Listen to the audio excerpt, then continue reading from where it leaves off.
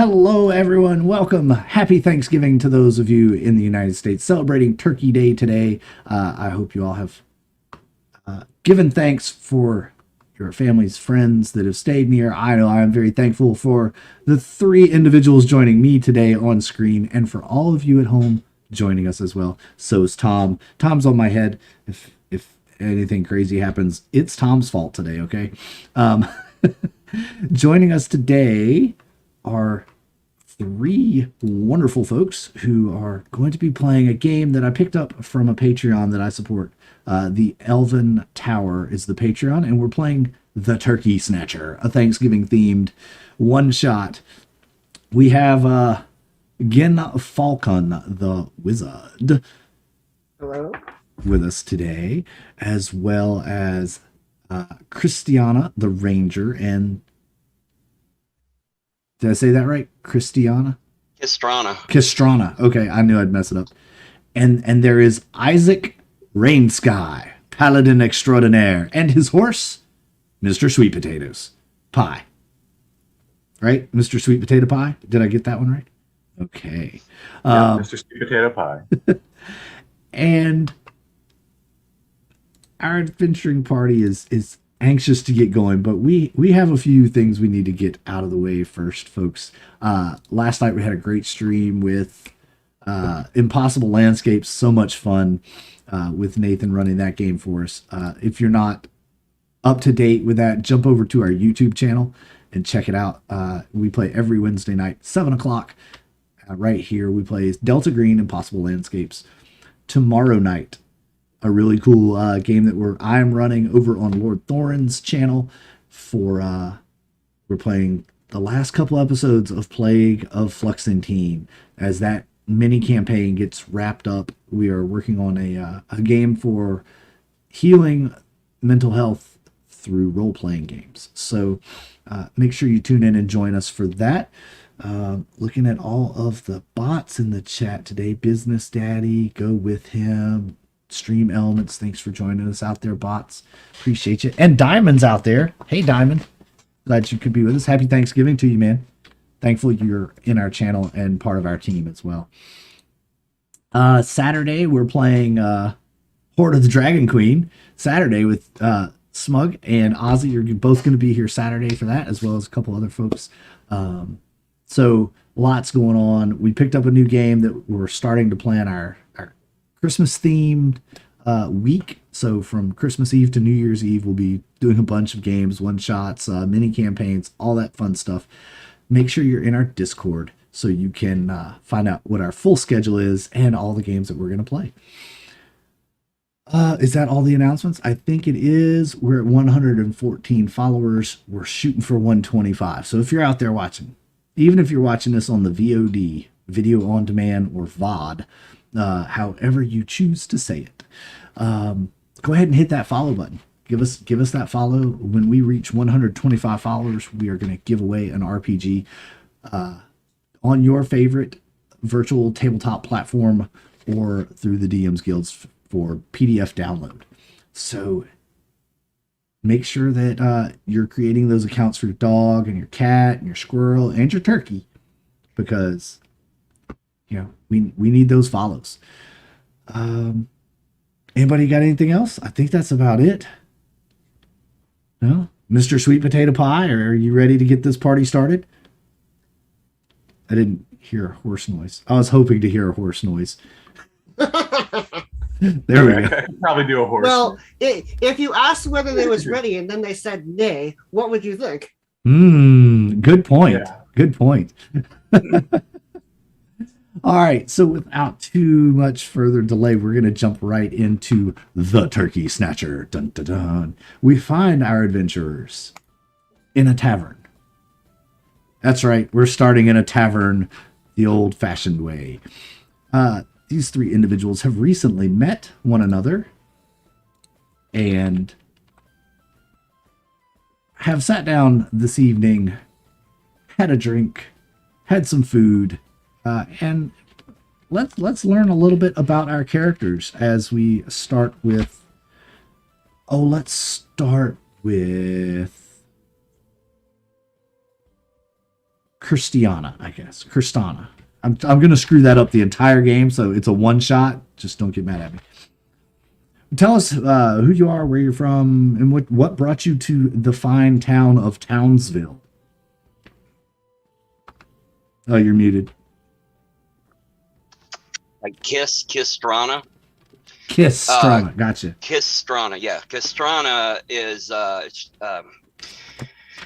she has blonde, dirty blonde hair, long, stringy, dirty blonde hair, and like dark blue eyes, and it's like tied up, but half of it's still all falling around her shoulders. She's wearing like a hide armor. It's scale armor, but it's like a lot of furs and stuff, just like thick, maybe wood plating underneath or something like that. And she had an experience when she was younger. This beast destroyed her whole village, and the house that she was in, pieces got knocked over, and so she was trapped in the house and seeing shadowy shapes and hearing people scream and seeing nothing but shadows and blood. And then the next morning, when she finally extricated herself, her whole village was dead. Her whole family was dead, and all that remained behind was one small piece of evidence of this creature that had destroyed her village. And after spending a long time basically just sitting in her ruined house, she finally decided that the only way for her to have any sort of peace in her life is to hunt down and destroy the creature that murdered her village.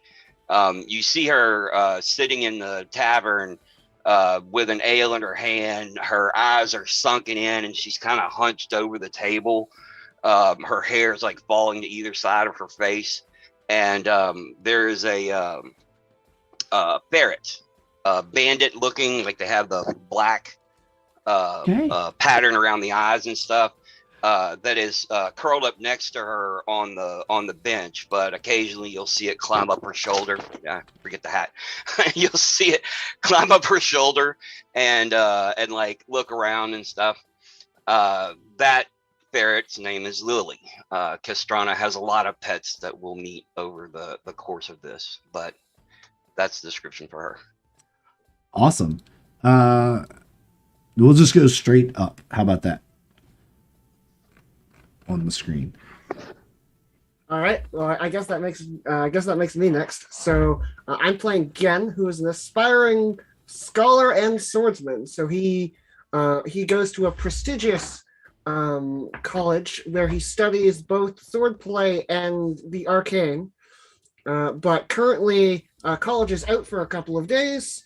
They're having a big holiday, and basically, all of the students and all of the teachers have left to go take a day off and enjoy themselves for a little bit. So he's found himself here, basically just waiting to have a nice day away from his piles of books and enjoy himself for a little bit. So he hasn't been in a tavern in quite some time. So he's sort of taking in the positive atmosphere, drinking, chatting, laughing, and just talking with people in a casual sense, which is something that he really enjoys because he doesn't get to do that much of it in college.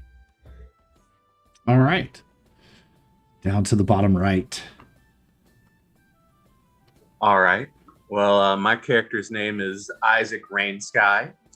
He's a paladin, and he sounds a little like this. Hey, y'all, my name's Isaac Rainsky, and I'm a paladin of, the Lord of Light. You know him. He's a good guy, and I just like helping people. I'm here in town seeing, if anyone needs my assistance, and I'm here drinking my moonshine, and oh, by the way, I have a really cool friend with me. His name is Mr. Sweet Potato Pie. He's the real brains of the operation. And then Mr. Sweet Potato Pie can introduce himself. I am a Menadil from the Celestial Plane. I serve this paladin in the name of the Lord of the Light. Things are okay.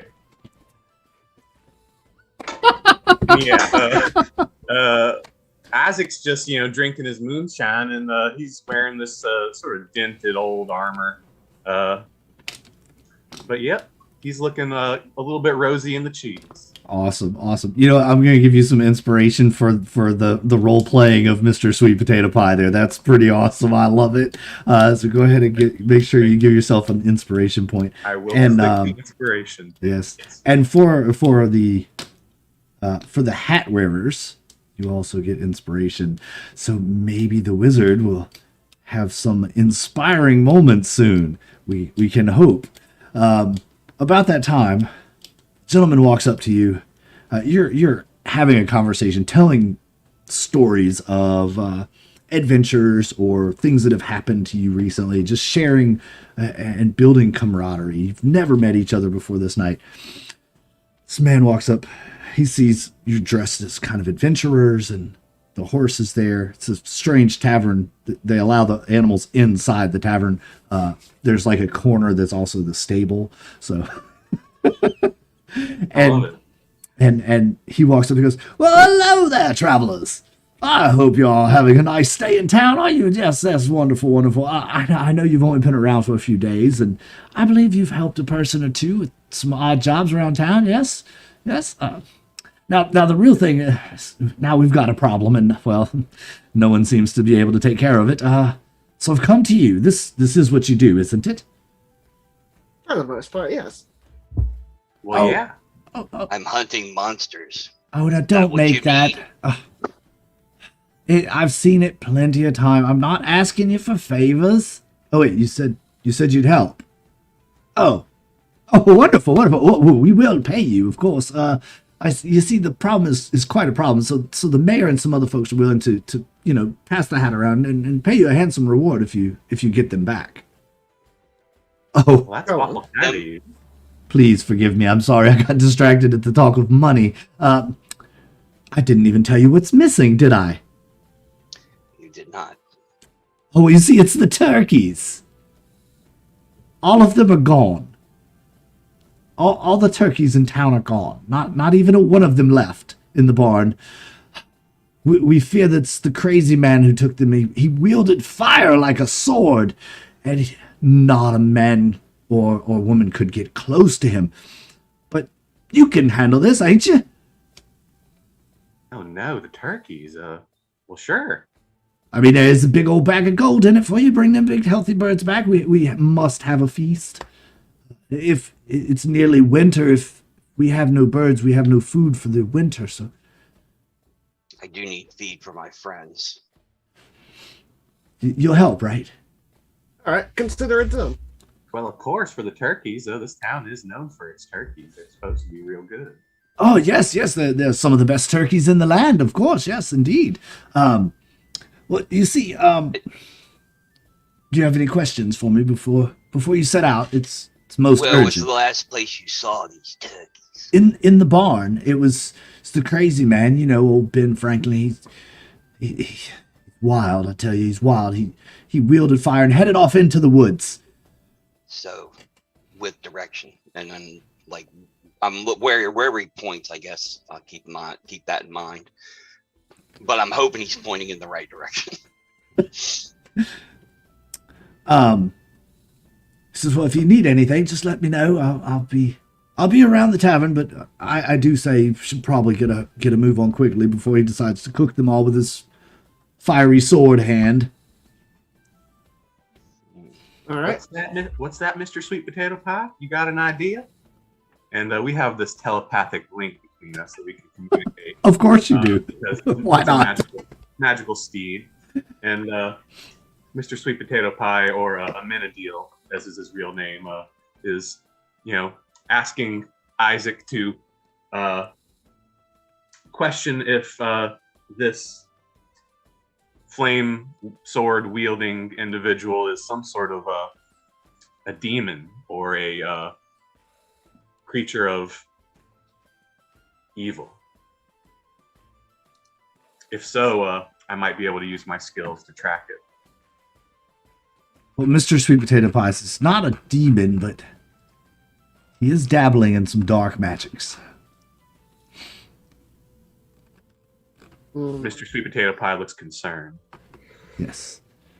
I believe we should start by investigating the barn. Presumably, if somebody ran off with a bunch of turkeys, they would leave a trail of some description in the barn.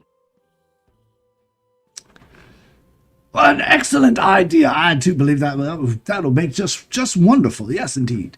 I'll show you the way, and he will start heading to the door of the tavern, and out he goes. I suppose you all follow. Again, Yeah, will certainly yeah. follow. Yes. Yeah. Not to railroad you, Potato but Pie with me. Kistrana gets to the door and then turns around back to the bench where she was sitting and sees the ferret still curled up there and says, "Lily Bell, tickle whisker, tall fella, get your butt over here." And the ferret jumps up and like crawls up under her shoulder, nice. and they walk out the door. And right outside the door is a large spotted modeled mastiff named Chief. And she pats Chief on the head and makes her way towards where her horses are kept. And Isaac's happy to see Chief too. He's like, "Oh, look, it's your friend, Mr. Sweet Potato Pie. It's Chief." And Mr. Sweet Potato Pie doesn't really seem interested in fraternizing with other horses. He just sort of puffs dismissively. Chief's a big dog.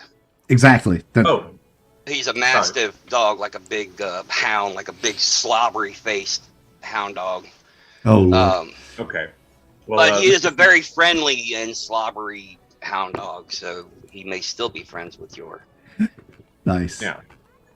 It's probably a one-way friendship because this celestial horse has got other things on its mind than friendly. I got you. But, So you say something, and Chief kind of like sits up, like there's going to be some interaction, and Mr. Sweet Potato Pie just kind of looks away and. Yeah, he's certainly gazing off in the direction of where we were pointed. He seems a little bit more focused on the mission than Isaac himself. Nice. Yes. And this gentleman leads you up to the barn area, and without much effort, indeed, as Gen had so profoundly foreshadowed, there is indeed a large trail of turkey tracks beaten down the grass and scorched earth behind, as if someone was slinging a flaming whip at them to drive them in a way. Go ahead and give yourself that inspiration for that great amount of foreshadowed knowledge. And it's pretty easy to track the turkey trail from here.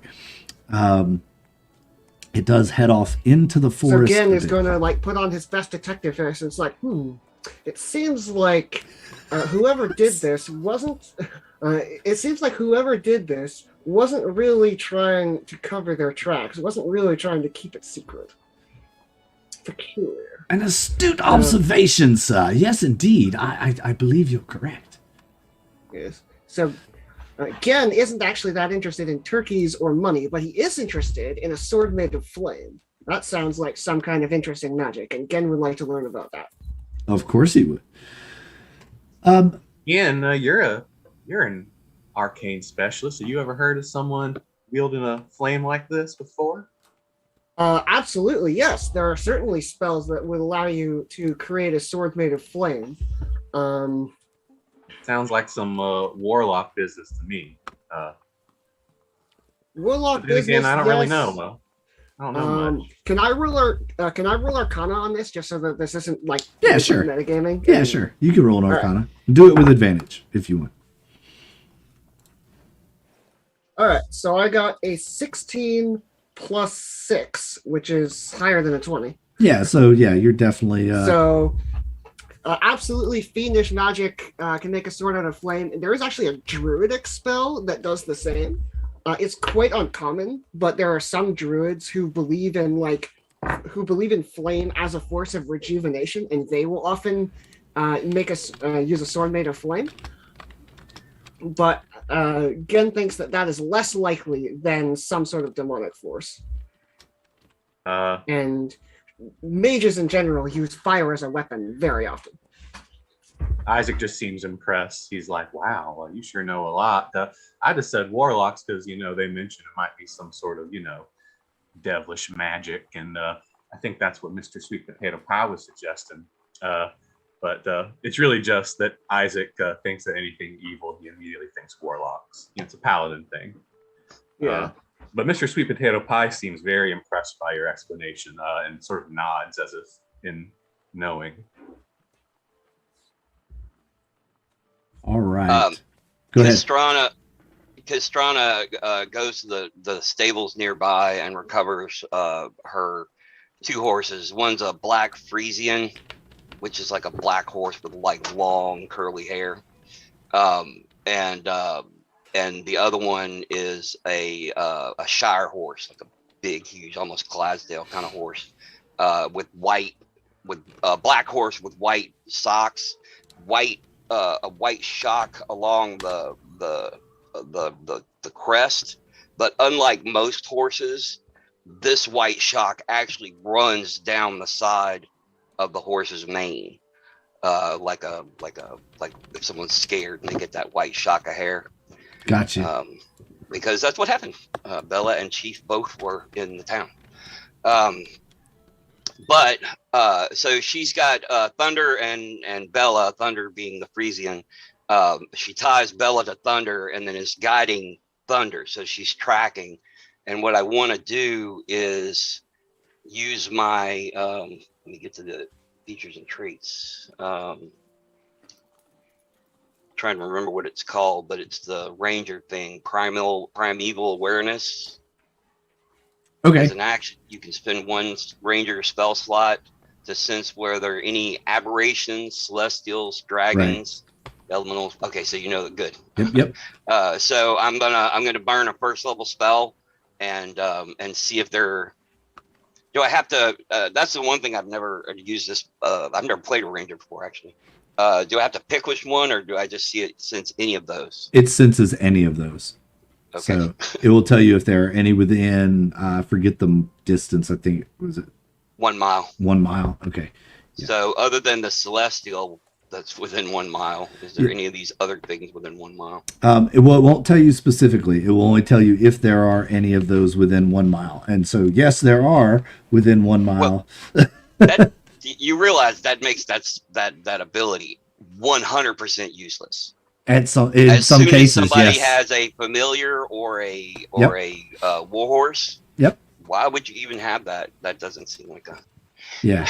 At least if I could go, okay, there's a celestial here and there's a dragon. Okay, that's different. Anyways, all right. Yeah. But that's what I do. I sense. Yeah, there's something. Yep. Gen votes that we follow the trail. I'm using survival to do the tracking thing, but it's such a big trail. I don't imagine I need to roll to follow this track. No, you don't actually. You're able to follow the tracks. They wind on through the forest for a couple of hours. The whole while you're, keeping an eye out. You think you hear things in the bushes, but it's just the forest wildlife.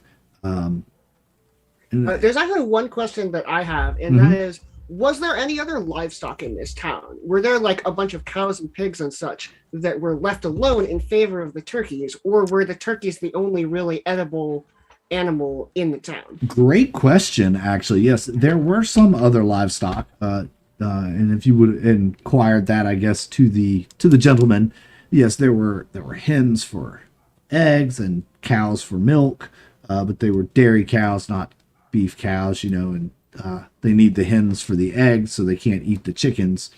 That sort of thing. Apparently in this town, every animal has its usage, and the turkeys were for the food. Yeah, but it strikes Gen as odd that somebody would run into this town and take specifically the turkeys rather than something with a higher calorie count for the amount of effort it would take. Gotcha. That's not enough for me to make any specific deductions, but that does make me wonder, like, this person might be doing this for a purpose other than I'm hungry and want to eat. Aha! Well, I see what sounds you're. like he's punishing the town. Well, could Perhaps be for some he's sort of dark ritual. perhaps he wants to That as harvest well. all the tryptophan and put everyone to sleep. Hmm. Well, Alchemy. we should make haste then to interrupt the dark turkey ritual. And I, as we are, uh, going into this forest, are we? Is there enough room in this forest to stay mounted, or do I need to lead the horse? Oh no, you Quick- can stay quick- mounted. That's fine.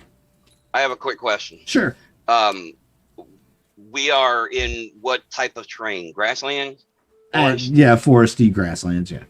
Well, it makes a difference because if it's considered, if it's not, well, I tell you what, let me just change desert to forest, and then I'm covered whether it's forest or grassland. Yeah, that's fine. Because I get advantage on certain roles when I'm in my environment. Yes. Okay. So, after, So I'm making my way. I look back. I get one look back just to see if everybody's following, and then I head on.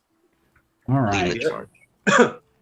As And, you go ahead. I'm just following along, following Gistrana's lead.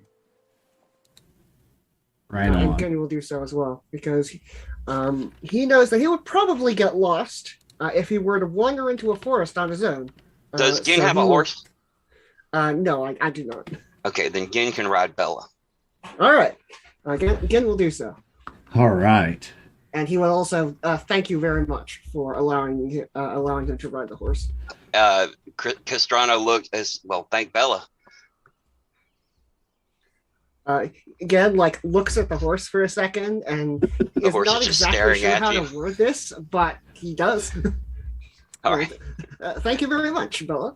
It's more like the horse picks up on the intent behind it, and Yeah. And you don't have you any could problem tell- riding her. She's sweet. Yeah, you could tell that Gen was a little bit confused as to how to do that, but if that was what you wanted, he would certainly do it. Yeah, it works. She's easy. She's also Wow. really tall. Gistrana, your horses are so nice. Whenever anyone else tries to ride on Mr. Sweet Potato Pie, he kicks them right off in a second.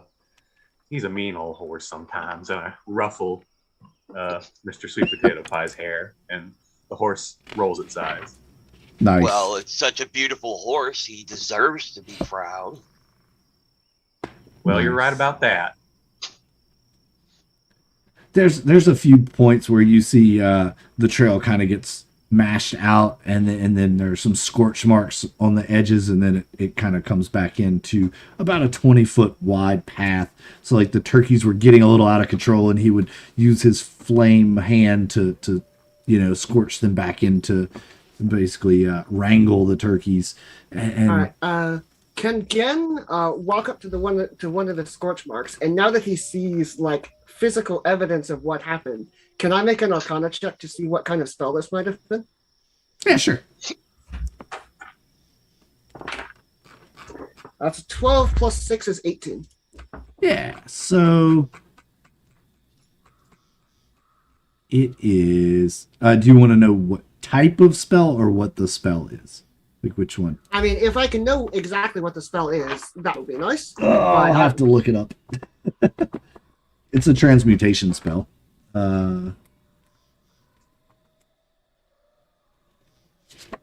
So I'm trying to. I think it's called Flame Blade. I think it's Yeah, that is what Gen was thinking about. It might be Flame Blade.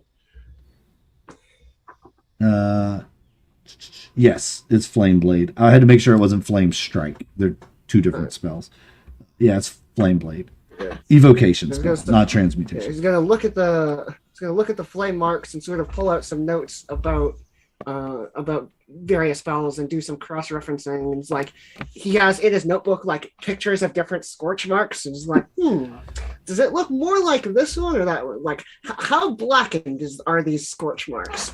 And through his deductions, he's able to identify that this is in fact a flame blade scorch mark. Nice. And then he closes up his book and feels very satisfied with himself and continues going. Wow, Oh, yes, that yes, that fancy was book great. learning is sure impressive. They must teach you some cool things at that there wizard school. They certainly do. I love it. I love it. After a couple of hours and a few stops along the way to investigate different things, you come to an opening. The forest gives way to rolling grasslands and small hills, and you see just right in front of you that the trail leads directly into a cave.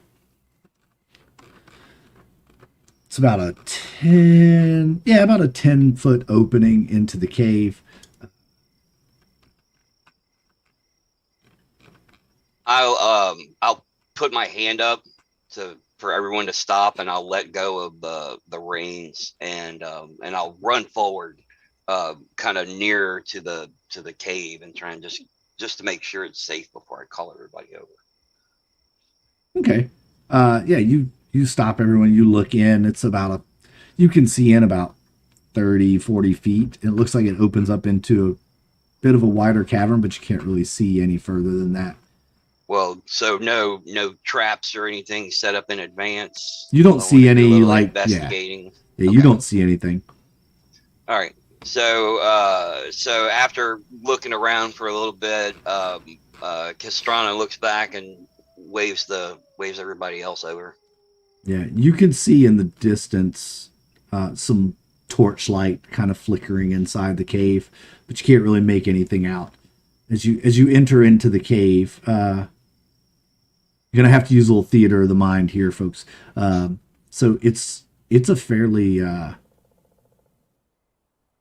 hand carved tunnel.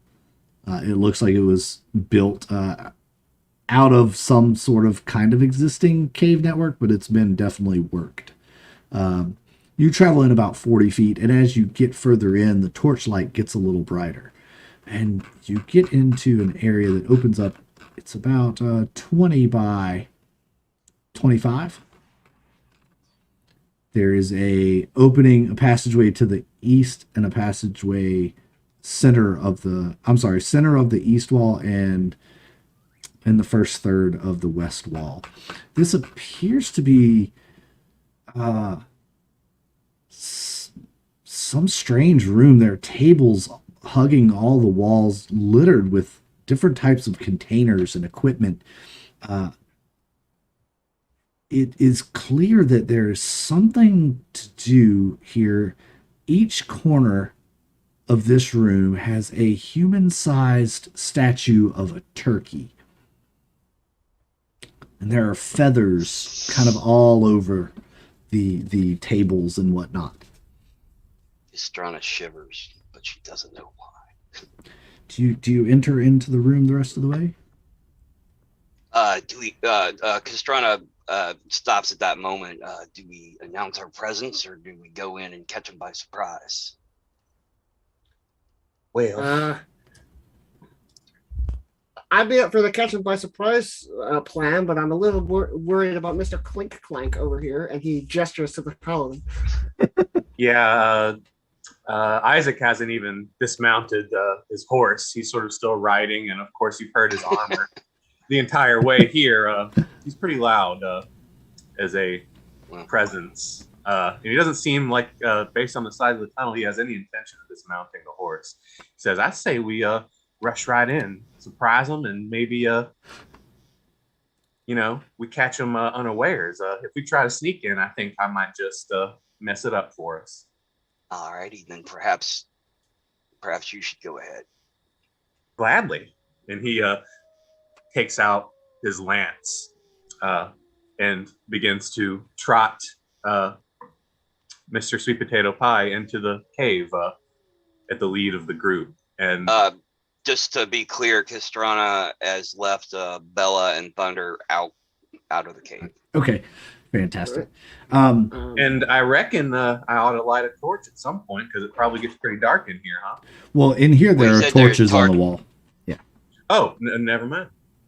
Yeah. Yep. So Gen is going to pull out his arcane focus, and he has a rapier on his belt, but he's not going to draw it. Okay. And as Mr. Sweet Potato Pie looks very serious as he leads the way and looks at these turkey statues and sniffs the air apprehensively. Yes. And as soon as Mr. Sweet Potato Pie makes eye contact with one of these statues, it springs to life, as well does the one on the opposite corner. and starts closing towards the center of the room as the rest of you file in. These statues have come to life and look menacing as if they're going to attack you. We will go to initiative. Unless you're going to run. No way. No way. This pilgrim don't run from fire. These are monsters, and I'm a hunter. All right.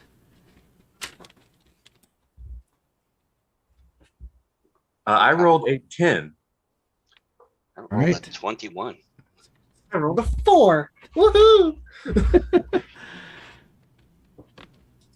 13. And then, Christiana, you got 21.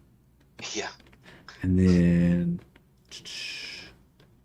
2 got a 9. And again got a 4. All right. Hooray. Hooray. So we will start with Histriana. I got it right. Close. Kistrana. Kistrana. Kistrana, kind of. It's so we're in the middle of the room, and they're running into the middle of the room at us. Is that the scenario? Yeah, basically. Yeah. Okay. So from You said there was corners. tables and stuff. Oh, tables line the walls. Yeah. Oh, line the walls. Never mind then. So basically, in each corner, one of these statues, and then as you walk in, 2 of them spring to life and start coming towards I think you. at the very beginning of the combat, I would just say real quick, y'all try to stay close to me. And he's got his shield out, sort of ready to protect anyone who comes in too close at us. Kistrana is ranged. She pulls out her longbow, and finds. I'm trying to back her up so that the party is in between her and the turkeys. Gotcha. I know that there's some coming from the other side, but I'm going to try and get somewhat positioned, and then fire off a couple of bows at let's say turkey number 1. All right, at turkey number 1, you go ahead and roll bows. to Let's attack. try that again. I'm going to fire off a couple of arrows. You don't fire off bows. So yeah, you tactfully step backwards into the opening of the tunnel that leads into this room, using the corners for cover. You reach around and loose a couple arrows. 18 18 will hit. for 12 points of damage. Holy cow! Right on. Yeah, I'm saying the same thing. Holy cow! And then the second attack was a 29. I believe that's a crit. Yeah, it's a crit. Yeah. So max damage on that one, double. Well, it doubled the dice. Okay, we'll do that. Doubled We'll do the that. dice. If you're and using rolled a D&D 5. Beyond. So I rolled a 1 for damage. So it's 5 and a 4. So 9 points total damage on the crit. 9 damage on the crit. Okay. Yeah. Did more damage with the regular hit than a crit. Right on. Yeah. All right. So And yes, they're not within. None of them are within 5 foot of each other. They're still in the process of running, right? that's correct. Yes. Okay, that's it. And your arrows sink into them, and they let out a turkey squeal. Does that sound familiar? Yes, actually, it does to your character. Oh You're my like, God. that, Okay. this. Oh my god. So she shivers again. Yes, and about this time, the one that you just struck with a couple of arrows reaches Isaac, and you can see this thing. It's not like just a regular turkey. It's hideously deformed and definitely of statuesque making. Reaches out with its claws on its wingtips. It has these little spurs, so it flies its wings at you. It's going to be what is that? 14 to hit on the first claw. That certainly glances off my armor. And the second one will also glance off of your armor. And now it's going to come at you with its beak. Try and beak you. And that one is a 20 modified. That'll hit. All right, that one hits. So its bite with its beak is D6 plus 2. 5 damage as its beak honks into you. It's trying to assert its dominance. All right, and Isaac, Taking order. it is your turn now as this turkey statue is on you. Well, now I got to peck back. So I take my lance and lance hit. Let's give it a roll. 17 to hit. 17 will hit. 8 piercing damage with the lance as I just aim it carefully while on the back of my horse and just thrust in to the turkey like a pet, really. You're gonna try to inject the turkey with your lance, yes. Yep, with my divine lance. Yeah. Ba-dow! Is it a divine lance or? Well, no, it's nothing special, but I can channel divinity through it. I just haven't done that quite yet. Okay. You get the sense that these creatures are pure evil. I knew it. These creatures are evil. When you say under my breath. Yeah, pierce it with your lance, you get that dark, evil feeling travels through the lance into your hand. And you're like, oh yes, these are some dark, evil creatures. I knew there's a reason me and Mr. Sweet Potato Pie came here. That the second one now has reached to Gin and to the squishy. Gin's within 5 feet of me. I want to attempt to protect with my reaction. That's one of my paladin things, my fighting. Sure. Style. Yeah, he has stayed very close to you, being the squishy one. And you can use your reaction to protect. Does that give him a bonus AC? Pull it up real quick. Fighting style. When wielding a shield and a creature you see attacks a target other than you, you can use your reaction to impose disadvantage on the attack roll. So Disadvantage. It's like I'm sort of yeah. Gotcha. And it has to be within 5 feet of you, or well, you're putting your shield on me, so I guess it doesn't. Yeah, I guess that's the case. And the other question, you have the paladin aura. Is that what range is that? The paladin aura. I don't know if I have anything like that, at least activated right now. I have the bless spell, which I figured I might use if things get a little messy. All right. I don't remember what level paladins get it, but you can basically add to somebody's saving throws. Yeah, Add to your it's saving level throws. 6, but that's Yeah. not relevant right now, I don't think. Nope, not yet. Okay. All right, so I have a does, few cool things, but I don't have that yet. Does a 13 hit? No, it does not. All right. So his You can wing see, again, buffets. like he's wearing scholarly robes, but he does have armor on over them, so he is able to. And like, he's very glad because that armor saved him. Yeah. So the spur on the edge of the wing might cut your robes, but it doesn't actually make contact with you. Oh, and that's even worse. So yeah, that's not going to hit either. And then the pecking of the beak comes in. And that's going to be, wow, I rolled a 4 and a 3. So yeah, that misses also. Yikes. The turkey is in full charge and he runs right past you. He must have closed his eyes while he was trying to peck you. It is now your turn, Gin. All right, so Gen is going to pull out his sword, and the other party members don't exactly understand what happens, but he enters a state of intense focus. So he takes a deep breath for a second, and he blocks out anything that is a distraction. So he hears his heartbeat. He hears, okay, this is where the enemy is. I need to move 10 feet this way. So he takes a step. He draws his weapon, and he's going to hit once, casting a booming blade. Nice. And hold on. And drops his dice on the floor. Yes, and his dice fell on the floor. But okay, so that is a 9 plus 6 is 15. 15 will hit. Okay, so And this is on number 2. Correct? this is on the one that just attacked me. Yep, so that's number 2.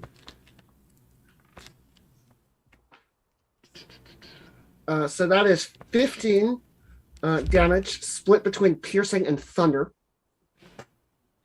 And if that chicken moves on its turn, it takes another 2d8.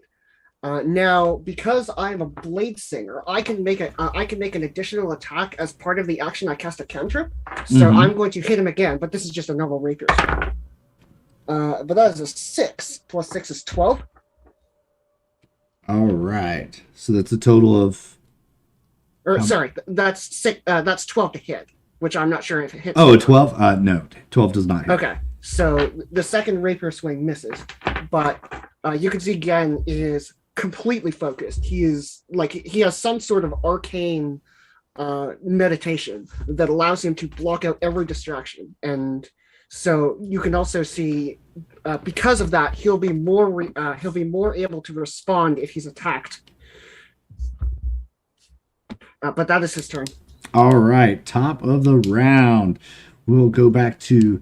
You know, I forgot actually to do Mr. Sweet Potato Pie's. Oh, yeah. Yeah. Go He ahead. go at the bottom of the round. Yeah, he can go at the bottom of the round. Yeah.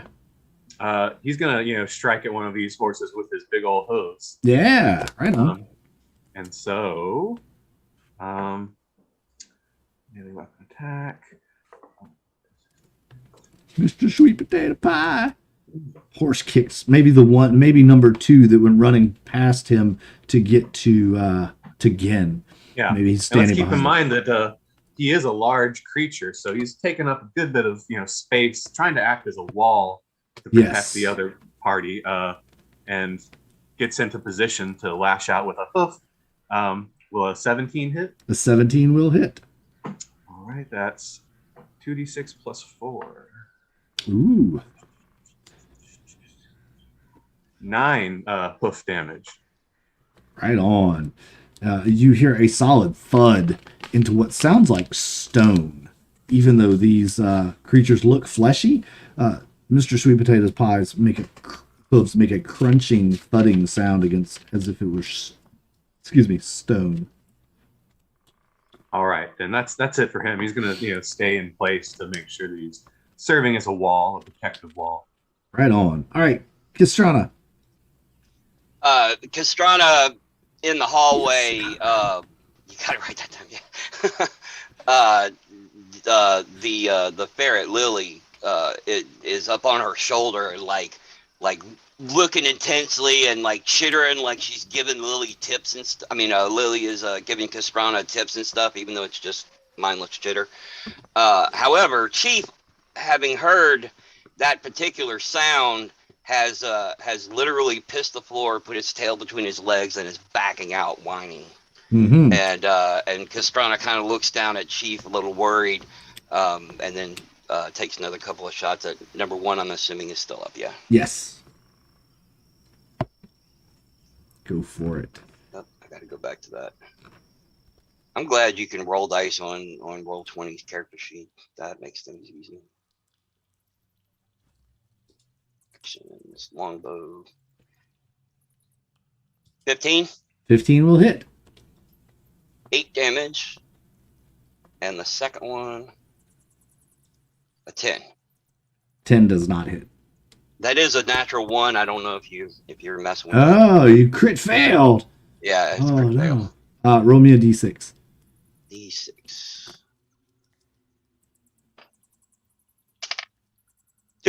2. All right, your bowstring breaks. Ah. Yes, your bowstring broke. You knew you should have waxed it last night before you came out and cleaned your weapons, but instead you were too busy having fun at the tavern. You do have a spare bowstring, but it would take a while for you to restring your bow. I got you. You're just too angry at these turkeys. You pull it back a bit too Yes. Yeah. Well, that's the beast. So she's terrified right now. Yes, But absolutely. still trying. Terrified, but still trying. In fact, it looks, as you look down at it, it looks as if maybe something might have gnawed on your bowstring just a little bit. Mm, far. Those dang varmints at the end. And that or yeah, a ferret. or a ferret. Yeah, who knows? And with We're that, gonna have to have turkey. a talk. Yeah, turkey number 1, seeing that you are in distress, is going to come towards you and, having been blocked from being able to get to Gen, and seeing that they are well matched with Isaac, they're going to go after Kistrana. 11, does that hit? 11 will not hit. 11 will not hit. How about if an 11 won't hit, a 9's not going to hit. And how about a 15? A 15 is close, Close, but no cigar. but no cigar. All right, Yep. so it's You need a 16. wing, beak. It misses all around. It looks a little frustrated, but Castrana's bow is flapping in. She's like ducking and dodging left and right. She's in a predicament. she is. And Isaac, it is your turn. Knowing that these are some really evil, bad juju monsters, what are you gonna do? Well, Isaac says it's time to stop messing around, and he's going to channel Divinity Sacred Weapon, which causes his lance to suddenly glow with very bright light. It's considered magical and enhances the attack rolls that I'll use. And in addition,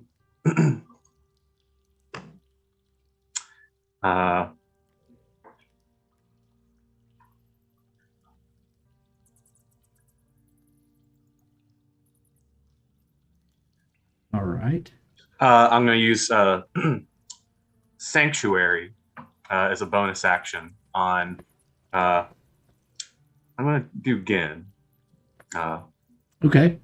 No, actually, since Gen's nearby, I can protect him with my reaction, so I'll cast it on Kistrana, who's in the distance getting attacked by that other turkey. Sanctuary. All right. Yeah, and so if that turkey tries to attack Kistrana again, it must make a wisdom saving throw or choose a new target or lose the attack. Okay.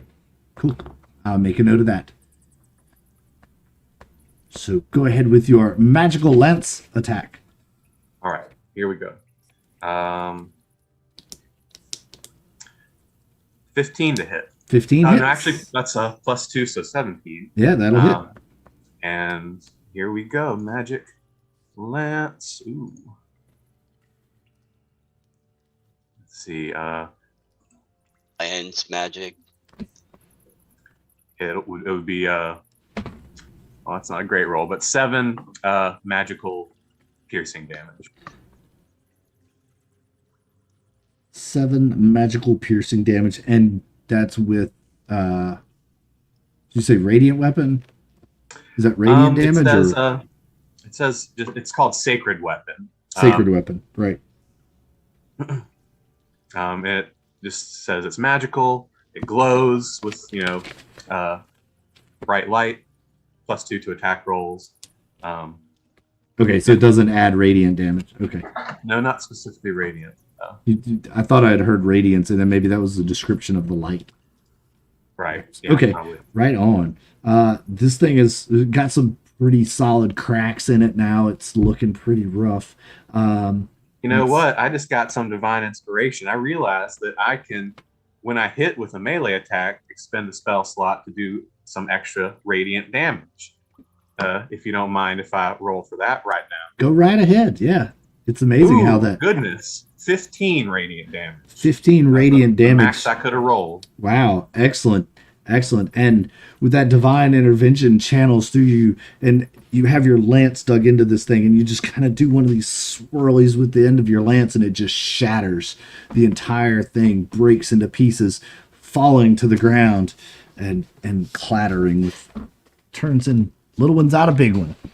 Bunch of little rocks out of a big rock. All right. That means there is one left in the room, and it is right next to you. You have angered it.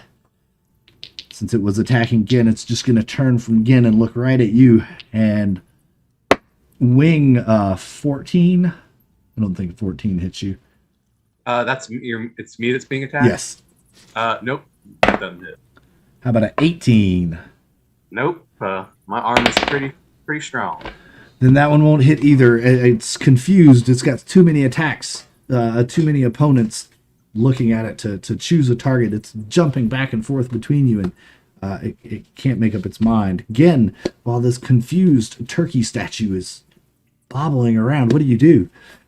Well, now that I see that it's alone and not attacking me, I'm going to hit it in the back with a rapier stab.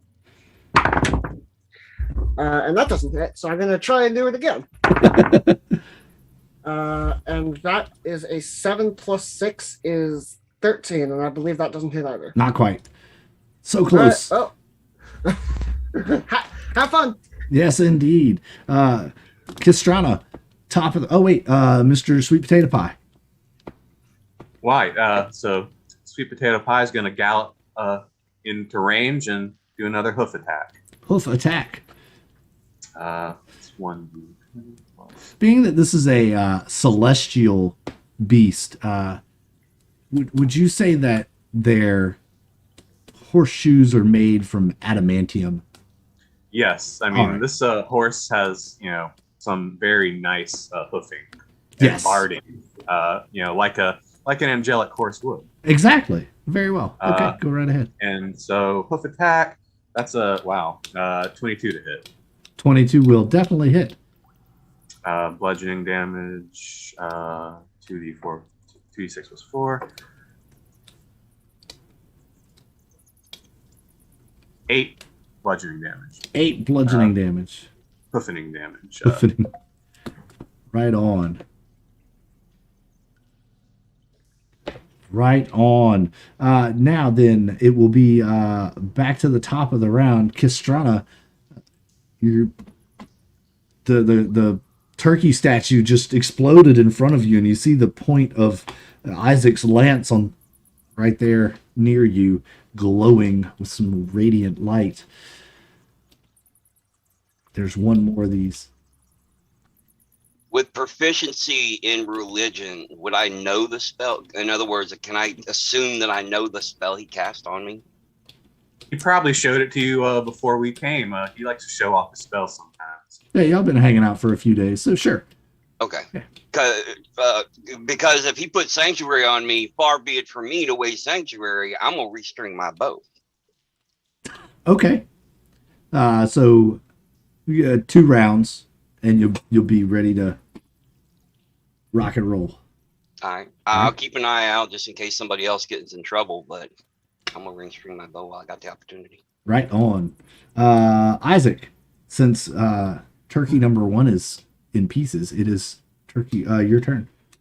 It's time for a lance attack.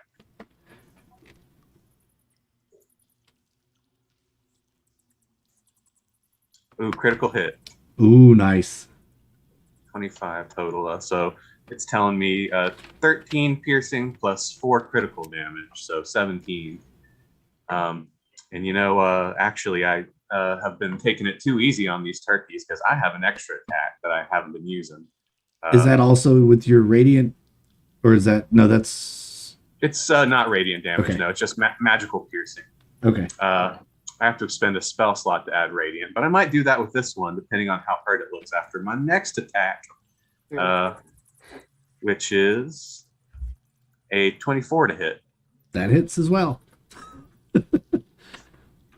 And it'll be 8 magical piercing, and That will do enough to shatter it into pieces. You do a double stick with your lance, and as this one crumbles, a few feathers actually float into the air. Actual like turkey feathers float into the air and fall to the ground.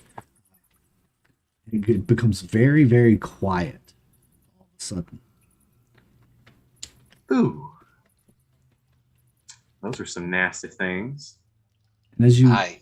look around at the tables and all of the equipment, it becomes very obvious to you that whoever this individual is has some obsession with turkeys.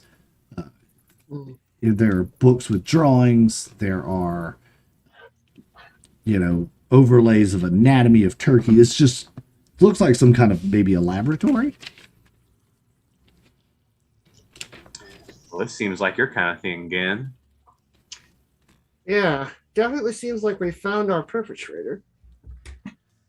And Gen is actually going to have a look through his paperwork. Isaac is just like massaging where he got pecked right in the forehead and it really hurts. It's like, oh god, that's smart. Yeah, but he's going to look for any noteworthy information first of all, like any addresses, any information that might reveal where this person has been, as well as like, is there a personal journal or something? Does he write about like, this is why I'm doing this? And is there any like definitely arcane information? Sure. Roll me and investigate. Castrana finishes restringing her bow and then goes like out back a little bit to check on Chief, who's basically just kind of curled up in a corner in the hallway there. Okay. Yeah, I rolled a 16, 24. All right. Sorry, 22. 22. My character knows how to do math, but I do not. 22. Very well. Very well. With a 22, you could put together that it looks like he's been experimenting here for quite some time on turkeys and perhaps not just trying to learn about them, but to unlock some great mystery.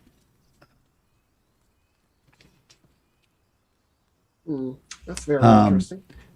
That you see that he was able, one of the journals that you're looking at, he was able to turn these 4 turkeys into basically gargoyles. And that's what he has. He's got a little diagram of them around the room and where he placed them, and then he cast a spell on them and some kind of ritualistic spell to, you're not familiar with it, to turn them into gargoyles.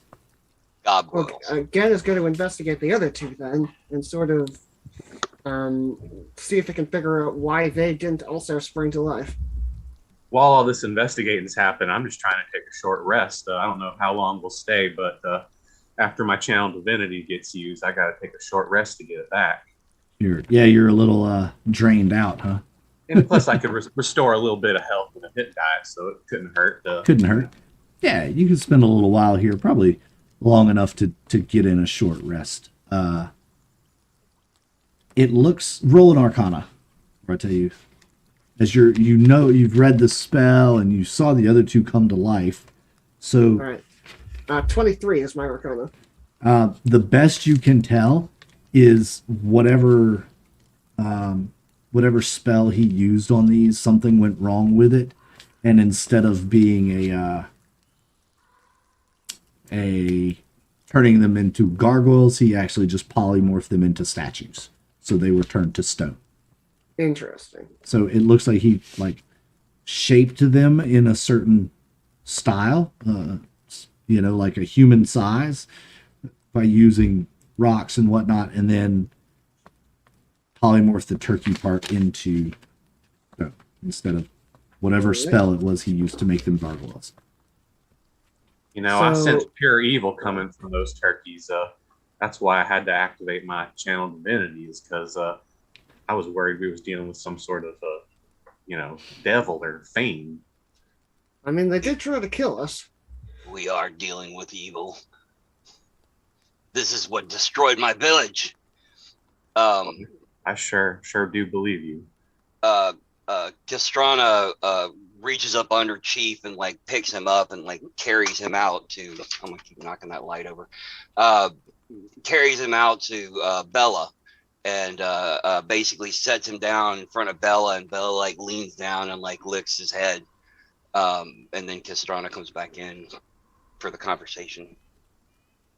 All right. But now the only pet she has with her is Lily, the ferret. And Isaac's just keeping an eye on again, making sure nothing appears that could attack. He doesn't seems like we have this area secured right now, but he's still wary. What I heard is there are 2 more passages leading further into this cave.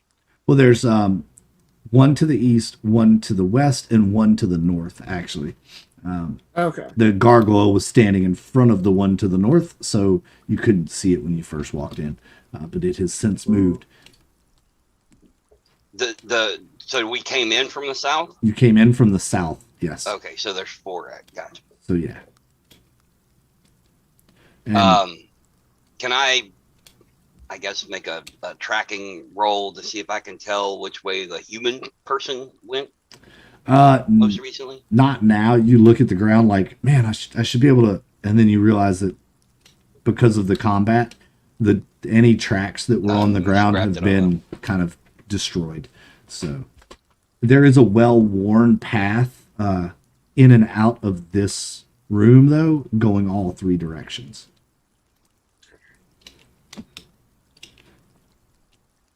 Well, he's probably he's probably in the passageway that was protected. That makes sense. I reckon so. Does it look like I can get in there with Mr. Sweet Potato Pie, or would I have to dismount? You would probably have to dismount at this point as the ceiling of the cavern kind of comes down, and it's only about 10 foot tall max. So you might be bumping your head a little bit.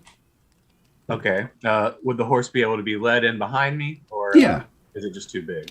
No, you could lead the horse in. Okay, that's what I'll do then. Because Mr. Sweet Potato Pie is the one who's sniffing around and thinks he's got a whiff of evil. He's not going to want to stay back here. All right. You All head right. Well, Gen is going to follow you if you go further into this cave. you head in about 20 feet down this 5 foot wide, 6 foot wide, rough passageway.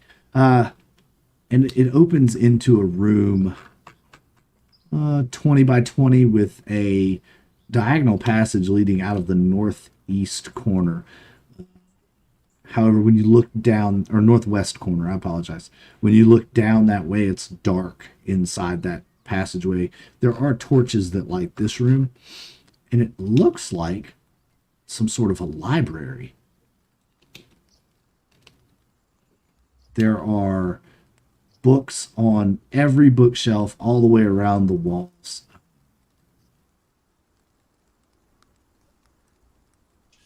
All right. The first thing Gen is going to do is he's going to ritual cast detect magic, because I mean, first of all, clearly this person uses magic. Books are something that Gen knows are commonly trapped, cursed, etc. If you don't want random people looking through your books, so he's gonna cast detect magic and see are any of these books blatantly magical, and if they're not, he's going to start looking through, not like reading anything thoroughly, but like open each book to the first page and see what these might be about. Okay, so while you're ritual casting detect magic, what is Isaac and Kistrana doing? Isaac's just gonna, look at one of the bookshelves and see what kind of books these are. They seem like devil books, evil books, or just like cookbooks and fun books. Okay, and Kistrana? I love that accent, by the way. Yeah, it's great. Thank you. What is Kistrana doing? Castrana is, while she's not making any sort of show about it, is staying within 5 feet of Isaac. She is a little bit off kilter at the moment, but this is kind of what her life has been leading to.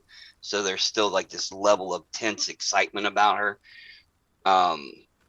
But she's mostly just letting Gen do the investigation and kind of doing what Isaac is doing and just kind of making sure nothing's coming to mess with us. I mean, she is looking around in case she sees something that he misses, but Okay. other than that, Gen is basically feeling like, yeah, we're in mortal danger, but ooh, books.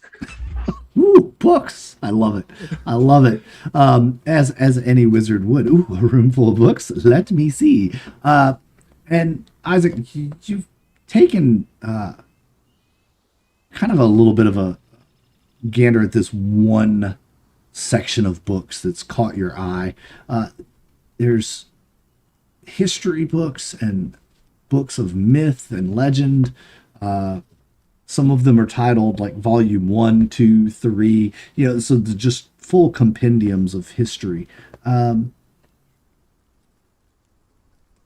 And some of them have strange bindings.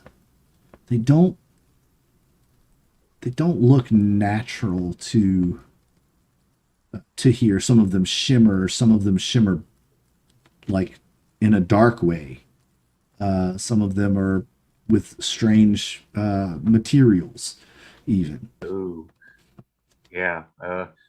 Might be some sort of a skin bound tome. I've heard of these. I better not touch anything until Gen finishes casting the spell, but I suspect we're in the presence of some sort of twisted person, some sort of smart twisted person by the look of all these books. Castrana, while he's doing his thing, realizes like we're talking about how evil all these books and all this stuff is, and it just something occurs to her, and after pacing back and forth a while, she finds something to do with that nervous energy. She goes into the other room, the one we just fought in, and she puts her back against the turkey statue and her feet against the wall. It pushes them over, trying to destroy the statues while waiting for Gen. Okay. Yeah, you're able to push them over and do what you need to while Gen is ritual casting. You finish your ritual casting, and there are many books of magical nature in this room. Many books. In fact, if you glanced around, you would say the vast majority of the books in this room are magical in nature. All right. So I'm going to relay this to the party and basically say almost all of these books are magical in some way, which leads me to believe that almost all of them are trapped. This is probably like I could do a thorough investigation and really and find out exactly what spell might be on all of these books, but I don't think we have time to do that while we are in the enemy's cave. Presumably after that racket. And he like gestures to the beginning of the hall where there was presumably a large crash. Yes. The sound of hooves striking evil stone. Too. So and when you say that, Kristana is kind of walking back into the room and kind of tosses a stone to the side. Yep. Yeah. So go ahead. Everybody can make a wisdom check for me. Investigation check. Wisdom. Oh. Ooh, investigate. Well, investigation with wisdom. Yes. Or with intelligence. Wisdom. Investigation wisdom. Gen actually is normally pretty good at investigation, but not with wisdom, and he's far too busy looking at these books to notice what's happening. Nice. Ooh, I rolled that's a 7. That's -2, so that's a 5. Oh. Wow. I actually rolled real good. I got an 18. There is a book in one of the bookcases that is just calling to you. It looks older than all of the other books. It has this strange coloration, almost rainbowy shimmer to it. Mr. Sweet Potato Pie, do you see that? I'm going to get that book. I think it's something important. Well, Gen is going to call out because presumably he can tell that book is magical, and it's going to say, "Be careful, that thing could be dangerous." Yes. I'll be careful. Does Mr. Sweet Potato Pie seem to think that this is a good idea? He appears apprehensive and concerned, but he's not going to stop you. I pat him on the head and say, "I'll be all right," and I'll pick up this book that's calling to me, but. With a bit of caution, I sort of try to pinch it off the shelf with my fingers. And Gen is going to take a few steps back before you do this. All right, on. And as you pull it out, it almost opens. Like you can tell this book has been opened a lot. So you pull it out, and when you set it in your hand, it opens up almost, instantly to a page. It is written in common. And the title of this page is, and it's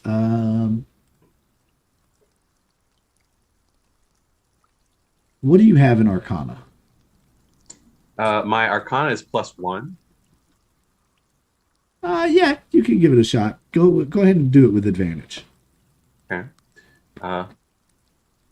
It's an old script, perhaps 17. With Mr. Sweet Potato Pie by my side, I can sort of trying to use all my senses and my divine Yeah. knowledge to help me. You're not familiar with the exact spell, but it appears to be some sort of a summoning spell. And tell Gin about it, and Kistrana as well. What do y'all think about this? What do you think this person might have been trying to summon? Can we get a sense of what that might be? Presumably it involves turkeys. I think we should find him and ask him, huh? I reckon so. If he's created these monstrosities, then he should pay for what he's done. I mean, I certainly think we should find him, but I don't think he'd be that willing to talk. Well, willing is beside the point. Again, if you want to take a look at it and roll your Arcana, I will do so, yes. So, since you are the knowledgeable student. yeah, unfortunately, I did not get better than a 17. I got 16. That's okay. With your background in history of studies, you're pretty sure that you could probably, given a little bit of time to study this, you may actually be able to use this knowledge to disrupt any kind of summoning ritual should you come across this. You could learn this spell pretty quickly. It's similar enough to other summoning spells that you've learned that you could probably use it to disrupt another summoning ritual. All right. You seem like you got a smart idea again. Yeah, I think that this clearly details some sort of summoning spell. And while this is a unique spell that I haven't seen before, the basis of summoning spells isn't that different from spell to spell. So I don't think I should try my hand on actually doing this, but I wonder if I might be able to just. Oh, he froze. I summon ye. Someone else to start working on. I'm sorry. Nothing. You froze for a moment. We summoned you back though using the summon spell. Yeah, I got an your internet connection is unstable message, but it seems to be fine now. But Gen is going to pull out his spell book and he's going to start writing notes, pulling out a couple of different pieces of paper he has. And I actually do have counterspell, and I'm going to get counterspell ready, and I'm going to learn what exactly I would need to do to disrupt this summon. Okay. Yeah, you could spend a little time here. That'll, kind of finish out your short rest as well. Kind of, you just walked from one room to the other and looked around there. So I'm going to say you could just kind of continue your short rest in this room while Gen works on that. Kistrana goes back and makes sure those gargoyle statues are completely destroyed. And you also pick up one of those turkey feathers and stick it in your hat as a memento, as you have conquered this beast, at least one of them. I compare it to the other feather that I found the day my village was destroyed. Yes. And it looks very similar. In the meantime, while you're sitting there resting and Gen is studying the spell, the two of you hear a munching sound, like a crunching, munching, chewing sound. Mr. Sweet Potato Pie, did you get into the apples again? No. Doesn't seem like he did. He looks offended that I would ask. I double check my bowstring, and then I immediately make my way towards the sound. I'm trying to sneak up on it stealthily. Yeah, it's coming from that dark hallway at the northeast corner. You kind of hear an echoey crunching sound coming from that direction. About how far is that from? I guess how far across is the room? The room is 20 by 20, so okay. And it's in I'm the gonna northeast let corner. Kistrana investigate, but I'm like looking in the direction she's going. I'm gonna sneak along from table to table to along the wall and then down the hallway. I'll make a stealth check. Yes. as you move into the hallway, it gets very dark. 22. You are moving, in fact, just blend right in with the shadows. And Isaac, you and Mr. Sweet Potato Pie don't even know where he went. He's like, where'd he go? He was right there. Where'd he go? Mm-hmm.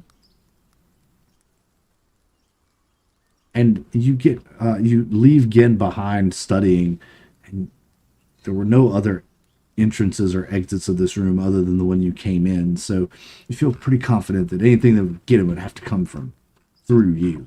And you go maybe 15, 20 feet, and it looks like the cavern opens up pretty wide, about 15 feet across. There are multiple passageways, and the sound is just echoing from all directions.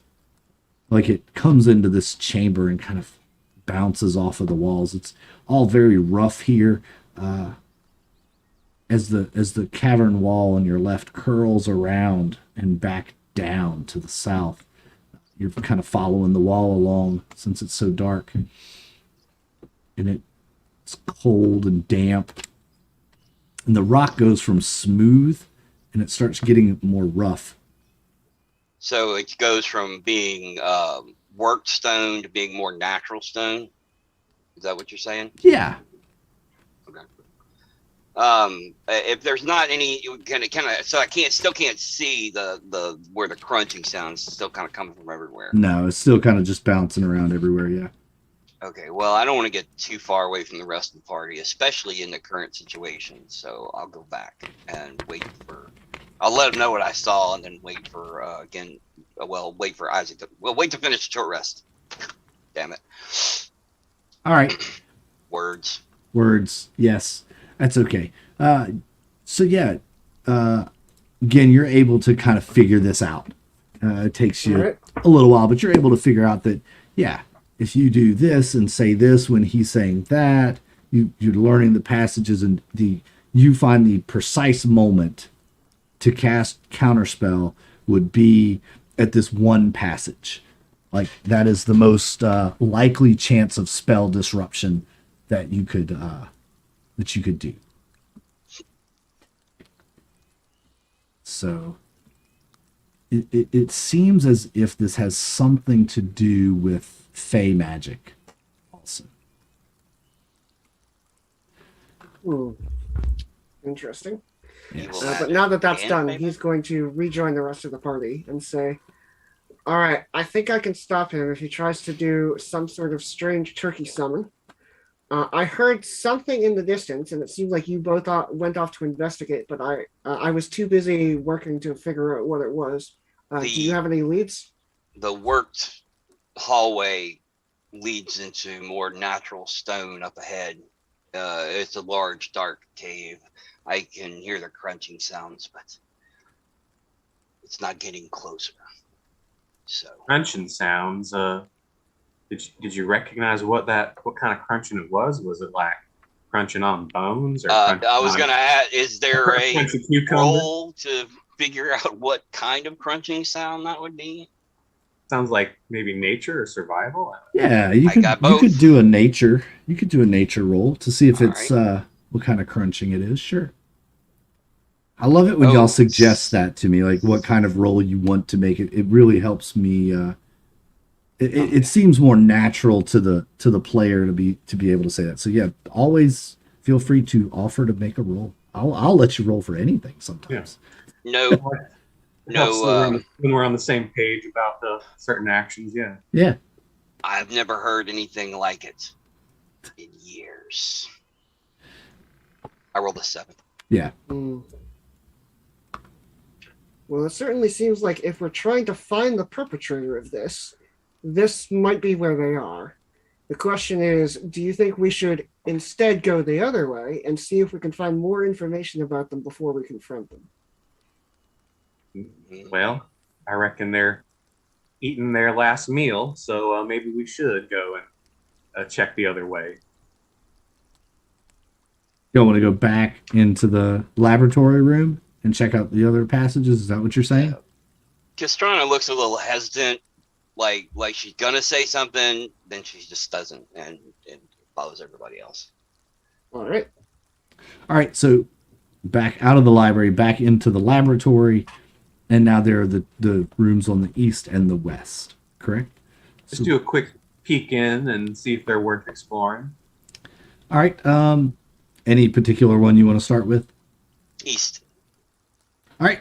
The room on the east. You head to the room on the east. It's lit by torches as well. It's about 15 by 20, 15 to the east and 20 north and south. You're in the top 10 feet of the room. It appears to be a bedroom. There's a single bed, 2 squat tables, a wooden bookcase, and a chest. There's a framed picture of a man on the wall wearing finery of a gentleman of worth. Very fine clothing, a very nice jewelry, and he appears to be raising an arm to the side, but that part of the painting is destroyed. It looks like it's been cut or ripped out. It takes true evil to be able to sleep at night after what he's done. She points at the bed, which is obviously used. Yes. Strange, this picture. You said it had something cut out of it, a face or something? You can't tell what's cut out of it. It looks like his arm is outstretched, and right about just past the elbow, the picture's torn off. So his arm is outstretched to the side. I wonder what they cut out of here. It might be the source of their madness. My guess would be this was originally a painting of more than one person, and whoever this is had either a falling out with with the other person, or didn't want to see them in the first place. Could be I right. almost wonder if if the painting we see isn't actually them, and this is like someone they idolize or someone they want, because perhaps they want just a painting of that person, and the only painting they could find was a painting of them with a group. But I'm not sure. You still got that tech magic going, right? It lasts. I'm pretty sure I do actually. Yeah, I think it for a lasts. minute. It lasts for a little bit, I believe. Looks like It lasts for 10 minutes. Yeah. Yeah, it lasts for a pretty good long while. Just Yeah. wondering if he had any No, you magical would. doodads stashed under his socks. Let's see. You had to study the spell and all of that, so probably it would have dissipated by now. Actually, Okay. That's that right, took that's a little right. while. Yeah, I forgot. It's like we lost Kistrana for a minute. Their computer died, so they'll be back. Oh dear. But I am going to sort of rifle through their things and look for. All right. You open the chest. It's not locked. You give it a good look over. Feel it's pretty safe to open. You open it up, and it's standard stuff, right? Clothing, that sort of thing. But you go ahead and make a wisdom investigation check again for me. So you dig down in the bottom of it. Digging around. My investigation is +3, my wisdom is +0, and I roll a 17, so that's 20. You got it. And as you dig around in the bottom, you feel a small indention in the bottom of the chest, in one of the boards. And as you pry on it, it pops up, and you take everything out excitedly. You found a secret compartment in the bottom of this chest. What is in the secret compartment? There is a turkey feather, and there is a sword in here as well. A very old sword. Sword? A sword. It looks similar to the one that you carry, a rapier style sword, actually. All right. Well, I'm going to. I don't have enough time for a ritual, so I'm just going to straight up use a spell slot and cast. Do I want to do that? No, I am going to take the sword, and I'm going to say, I found this sword. That's a mighty nice sword. Yes. And I'm going to sheath the sword and put it on my belt, but I'm a little bit wary of it. And as you look at that sword. Isaac, you had a minute to kind of stand here and stare around the room.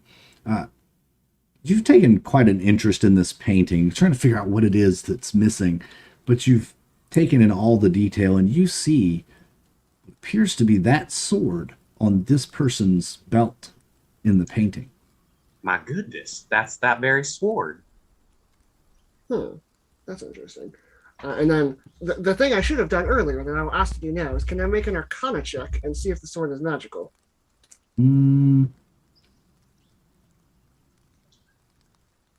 determine, does it have that special marking that says this is a magical sword? You can make an Arcana to see if there's anything scripted or anything like that. That would lead I'm you really to believe. really well today on my Arcana check, so that's a 23. 23. So you're kind of investigating this sword. You're looking it over. You want to make sure that it's not trapped or some kind of, something that's going to use itself against you, right? And Yeah. you find this very fine writing just under the crap. What's that part called that covers your hand on a rapier? Probably a better word for it, but the hand guard. Yeah, there's probably a better word for it. There's probably actually a technical word for it, but yeah, like the hand guard part. Thank you. No, the guard is actually most common. Guard. Yeah. Oh, okay. We have a disembodied voice. Right on. I'm getting there. Welcome back. So yeah, on the handguard, there's this fine calligraphy written in what appears to be Elven all around the outside. It would I don't know how to read Elven. That's. Well, luckily I didn't take that class in school. Yes, and if you can read Elven, it reads, "May your target be struck more dutifully," leading you to believe that this gives you some kind of advantage or bonus in hitting an opponent with this weapon. You haven't actually seen if it's magical, but it appears there's some sort of inscription on it that would lead you to believe that it may be. Yeah. And the other thing I've noticed is that this person doesn't seem to be super paranoid about keeping everything they have safe. They were willing to leave a trail behind. They were willing, they don't have a bunch of trapped books. They don't have everything locked. So he is less likely to believe that that his magic sword would have some kind of curse, because he doesn't seem like the kind of person who's taking a whole bunch of safety precautions. Correct. Well, keep in mind that this sword once maybe belonged to this person here in the person in the picture, right? It's what it appears, yes. It's interesting. Kistrana, you're Elven. Have you ever seen a sword like this?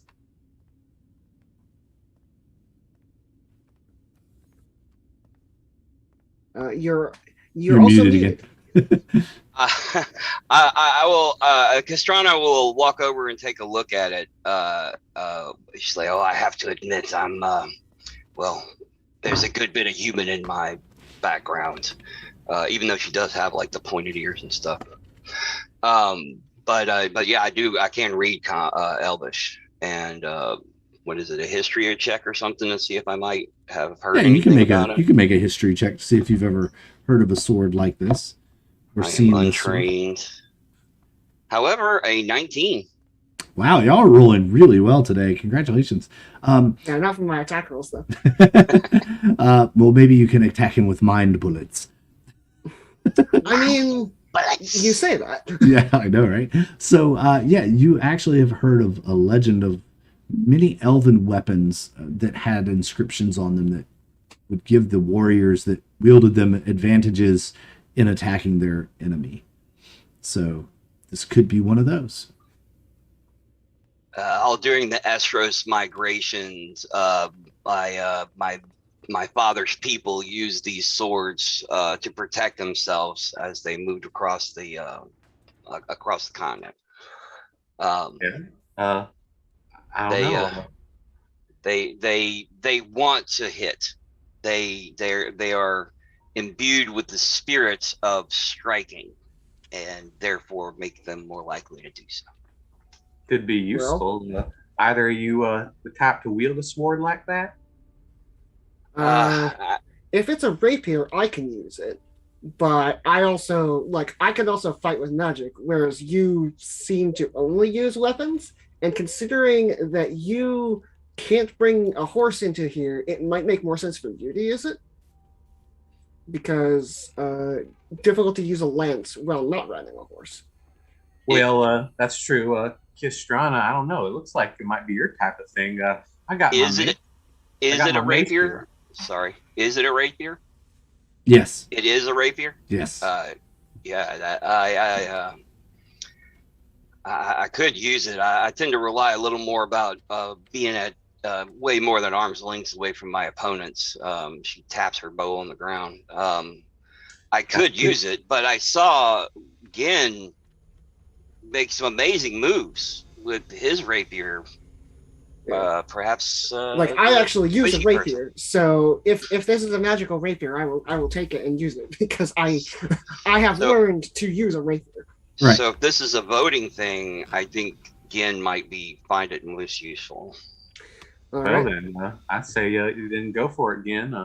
Seems like a real nice weapon. And Gen will take the rapier. All right.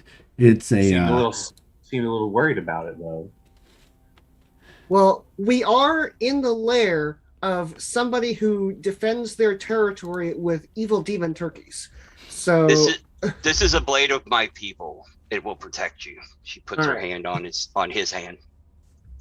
Yep. It's not cursed then. Well, I think we should keep on our path and look into the next room. Yeah, see, that seems sensible. So this is a one way in and out room. Actually, no. There is a opening on the north wall of this room as well. Okay, gotta check that out. So you look in, and it's a small room. It's only about 10 by 10. Looks like this is a wardrobe of sorts, like a closet. Basically, there's a wardrobe, a very luxurious wooden. It looks elven made actually. Is on each wall. It's this. If you investigate it a bit, it looks like it's a multi-piece that's connected through this doweling system that could turn it all into one big wardrobe.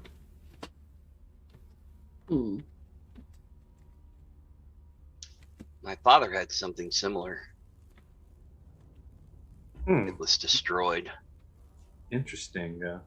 This person seemed to have a number of elven things.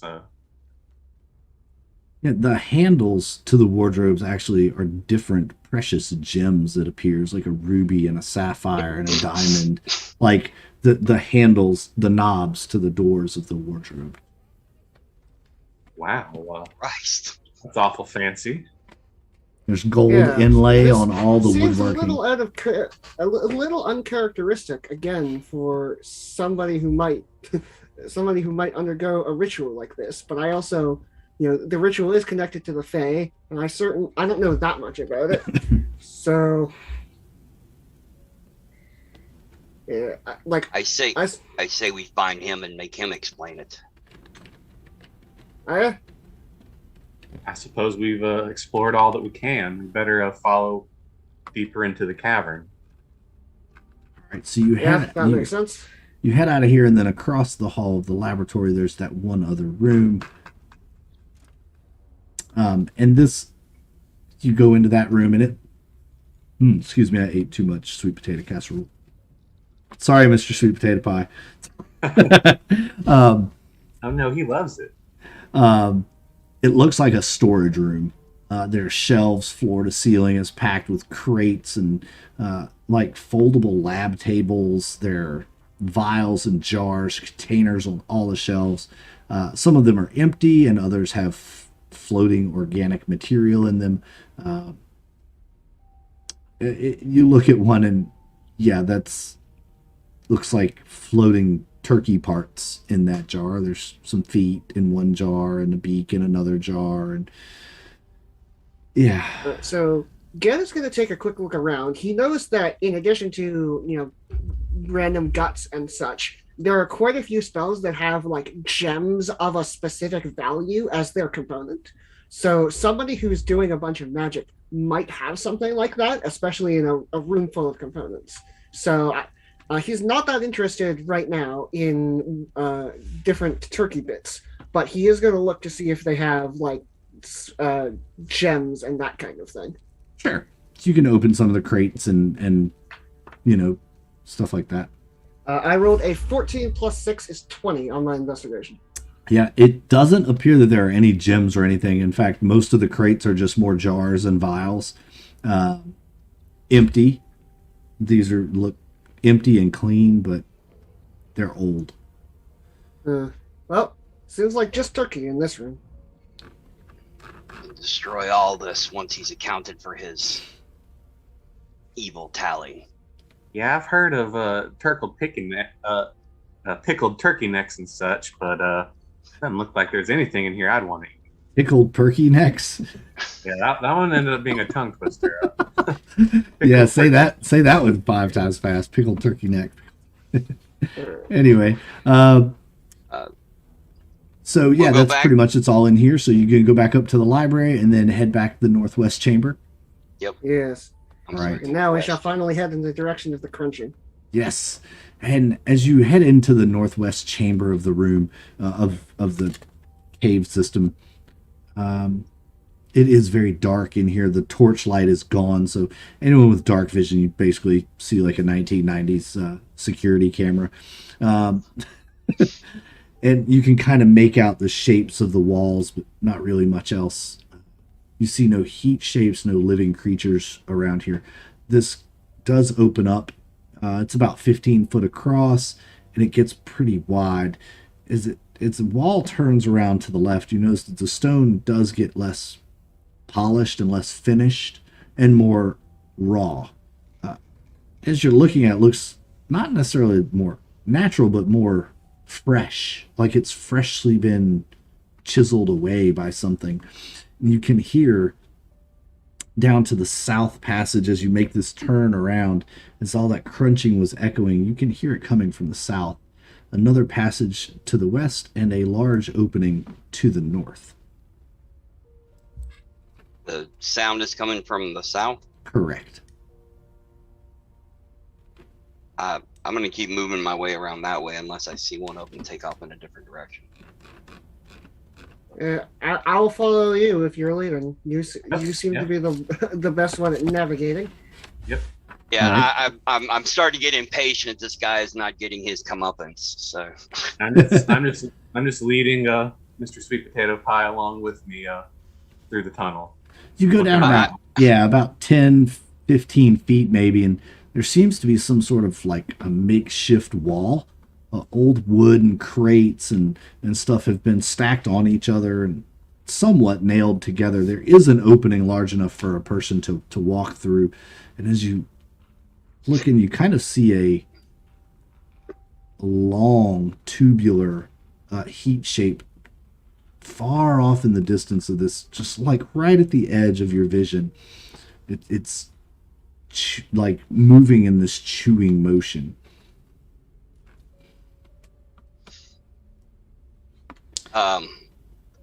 Even though it's from a meta perspective useless to do so because of plate mail armor, Castrana is like she's stealthing in the shadows, but she's still only about 5 feet from Isaac, so it's just like Yeah. Yep. And making our way closer. That's fine. If anything attacks us, they'll probably see me first, at least. as you enter into this room, you kick something, you look down, it looks like it's a burned out torch on the ground. You look around, this creature has sensed your presence and has turned to face you. It's long. It's a large, monstrous beast. You can't really see it, but you can see its shape. It looks like a giant worm, and it comes up from eating on this pile of rocks, or at least what you think is rocks, and it lets out kind of a screechy squeal at you. I draw my sword and it lights up with divine light. Yeah, it's look sharp, everyone. And Gen is going to draw his new magical rapier. Right on. Look sharp as he pulls his rapier. Yes, I like it. I love the pun. Nice. Love the All pun. Do you all want to roll a new initiative or keep your same initiatives from earlier? I want to roll a new initiative because I rolled terribly on initiative last time. New works for I'm me. good with either. I know I rolled on Pray high. for the best here. Ooh, I got an 18. All right. And I got a Sweet 10, Potato perfectly Pie. balanced as all things should be. So that's a 13, including my dex. 9. All right. Well, I had an 18, and Mr. Sweet Potato Pie has a 12. He's behind me. All right. But I'm not mounted. I've got my sword out, and my lance is stowed on the horse. And again, you had a 13, you said? I did, yes. And then Isaac, you have a 12. Isaac has an 18. Mr. Potato Pie has a 12. Correct. And Kistrana has a 9. Sorry, just making notes to make sure I am keeping everyone in order. All right, so Isaac, you're at top of the round again. As you have led Mr. Sweet Potato Pie into the chamber, this big tubular creature at the other end is at you. Well, I'm going to cast Bless on my party. And because of the description of Fine Steed, I think it applies to my horse as well. But I cast Bless on all the party members. Whenever you all make an attack roll or saving throw, the target can roll a d4 and add that to the attack roll or saving throw. And that lasts for 1 minute, so 10 rounds. All right. Any bonus actions or movement? So that was an action. I'm going to just, step forward towards it with my shield up and my sword in my hand and try to get its attention. Then, I'll move my full movement of 20 feet. Is that correct? I guess maybe because of my heavy armor? Yeah, probably Sure. because of your heavy armor. Yeah, I'm pretty sure if your speed is 20 feet, it's because you are wearing plate armor that you don't have the strength for. So this is about this chamber is a kind of shaped like a stomach, if you will. It's Oh, well, that's really just oddly shaped with another large tube that goes out the west side. I don't really know how else to describe it. It's about 25 to 30-ish feet north and south and about 40 feet east to west. You are in the top northeast corner. Well, I stand there with my glowing sword and my shield and got my blessing on all of us, so I'm ready. All right. It is in the southwest corner, kind of munching its way towards you. That will be its turn. It is moving towards you. Isaac, you're the one in front, so it's going to come to you first. And it gets a nice little attack on you as it gets close enough. You can see this mouth. It has very sharp teeth, these giant insect-like eyes, and all these tentacles on the front of its mouth, and these two little pinchers in front of its mouth as well. And the tentacle reaches out and slaps you. 13 plus 8. That'd be a 21 to hit. I'll certainly hit. God, you're an ugly thing. My lord. 1d4 plus 2. 5 damage. Ooh, that's smarts. And make a Constitution save. All right, but I get to add bless to it. Yep. So let's give this a try. I got a good constitution. I got a 21 without bless. All right, you save. Never mind. That doesn't apply then. And then since it slapped you with its tentacle, it's going to try to bite you now, and that is going to be 13 plus 4 is a 17. I don't think that hits you. That does My not. turkey's getting loose on my head. All right, so it has slapped you. It bit at you and missed. That will bring it to Gen. Gen, it's your turn. All right, so Gen is going to pull out his arcane focus and start chanting magic, and I'm going to cast web. So I'm going to set up the webbing so that it gets caught in the web, but we do not. and I believe web the area is a 20-foot cube. Can I anchor webs to both sides of the cave and have it supported?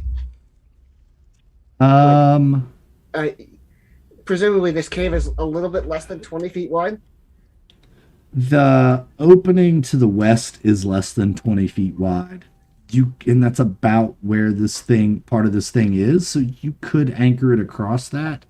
That would effectively block anything else from coming in if there was anything else down there, and also catch some of this in it. All right, that is what I'm going to do. So I want to catch this thing, but not the party in the web. I need to have it anchored so that it doesn't immediately fall down. So that's going to be my action. All right. And then I'm going to use my bonus action to do to enter sort of the same state of intense focus, and I'm going to set up Blade Song again. All right. So the web doesn't actually take effect on the creature until its turn, but it will hopefully be impaired by the web once its turn begins. But that is the end of Gen's turn. All right. And it is. I actually went out of order. That's okay. I'll just move it because it's fine. I'll just move the creature, and again, I'll just swap places. Or no, that's right. I did do the creature already. Never mind. I'm sorry. Tryptophan brain. Too much turkey. Actually, I didn't have any turkey today. I had pork loin. So that will be Mr. Sweet Potato Pie. His turn. As this web the spell chant is going on and all of that, Mr. Sweet Potato Pie. I shall gallop forth and stomp upon him with my hooves. Right on. And Mr. Sweet Potato Pie has quite a lot of movement, so I believe he'll be able to get wherever he wants as long as there's nothing in his way. Yeah. And in fact, if I move at least 20 feet straight towards a creature, I can potentially knock them prone. Does that apply in this case? Or is it not quite that far? You could move that far. I just don't know if you could knock this creature prone because it is a large monstrosity. Is he it's large? DC 14 strength saving throw. Yeah, my horse is large too. Okay, so then yes. We'll do it. So we'll give it a try. My hoof attack will a 15 hit. A 15 does hit. Oh, good. Though. And I failed my strength save. So. Oh, knocked prone then with the hoof attack smashing in for 11 bludgeoning damage. 11 bludgeoning damage. Mr. Sweet Potato Pie gallops up, turns around, and hoof kicks it. Rear hoof kick, both hooves, knocking this thing backwards right as Gen's web spell goes off and kicks this thing right into the web. It gets caught in the web and drops to the ground prone on its back. It has probably 30 little feet just twitching in the air as it's trying to roll itself around and trying to grab a hold of something, anything to turn itself over. Beautiful combo. Love it. Yes. Mr. Sweet Potato Pie neighs in triumph, and it will be Kistrana's turn. Kistrana, monstrosities. Monstrosities are Kistrana's one of her favorite enemies, and so she crouches down. Basically, she's as a bit of flavor text. She's crouched down low and she's like firing arrows between Isaac and Mr. Sweet Potato Pie's legs, like hitting the body of the creature. All right. Don't forget you got the 1d4 from Bless. Thank you. If you need it, yep. All right, first roll, 27. That definitely hits. Plus 27 is actually double its armor class, so. Oh man. No, so that's 8 for the first attack, and Well, 15 probably hits too, but I roll a d4. Yeah, So 17. Yeah, if 15 hits. And actually, Another. because it's actually prone, so it basically it's automatic hits anyway because it's knocked prone from the. Yeah. So- The way that works with Actually, if ranged it's attacks, prone, I would take yeah, disadvantage. if it's prone, you have disadvantage. Yeah, on you have ranged attacks. disadvantage on ranged attacks. Yeah. Oh, Now no. the dice are rolling twice, so I actually would have hit even with disadvantage on both. I of those. trust you, so go ahead. So, so it's 8 points of damage for each one. So she's like, evil monsters and lead with the devil. When she fires arrows underneath. Any of the arrows that seem like they're about to go wide sometimes are corrected by a divine sort of nudge. Yes. Nice. And it squeals a little bit. And Isaac, it'll be your turn. As I'm sorry, Kastran, did you have a bonus action or move that you wanted to do? Oh yeah, I want to get still opposite of the creature, but I still want to be within 5 feet of Isaac. Gotcha. So you're just gonna Still a little strategically nervous, yeah. move yourself. Yeah, gotcha. Right on. So Isaac. All right, beast, get ready to taste my sword. And I walk up to it in my armor that's just too heavy for me even, but I still wear it because it's for the righteous cause of the Lord of Light, and I attack. Assuming I can get to it with 20 feet of movement. Yeah, you can get to it, and Since I've already been progressing towards it, I Yep. figured. and since it's prone, it's basically an auto hit. Oh. So Lovely. I mean, you can roll to see if you crit, and I'll give you the crit if you crit. Okay. I didn't crit, but I'll roll damage. Let's see. First attack.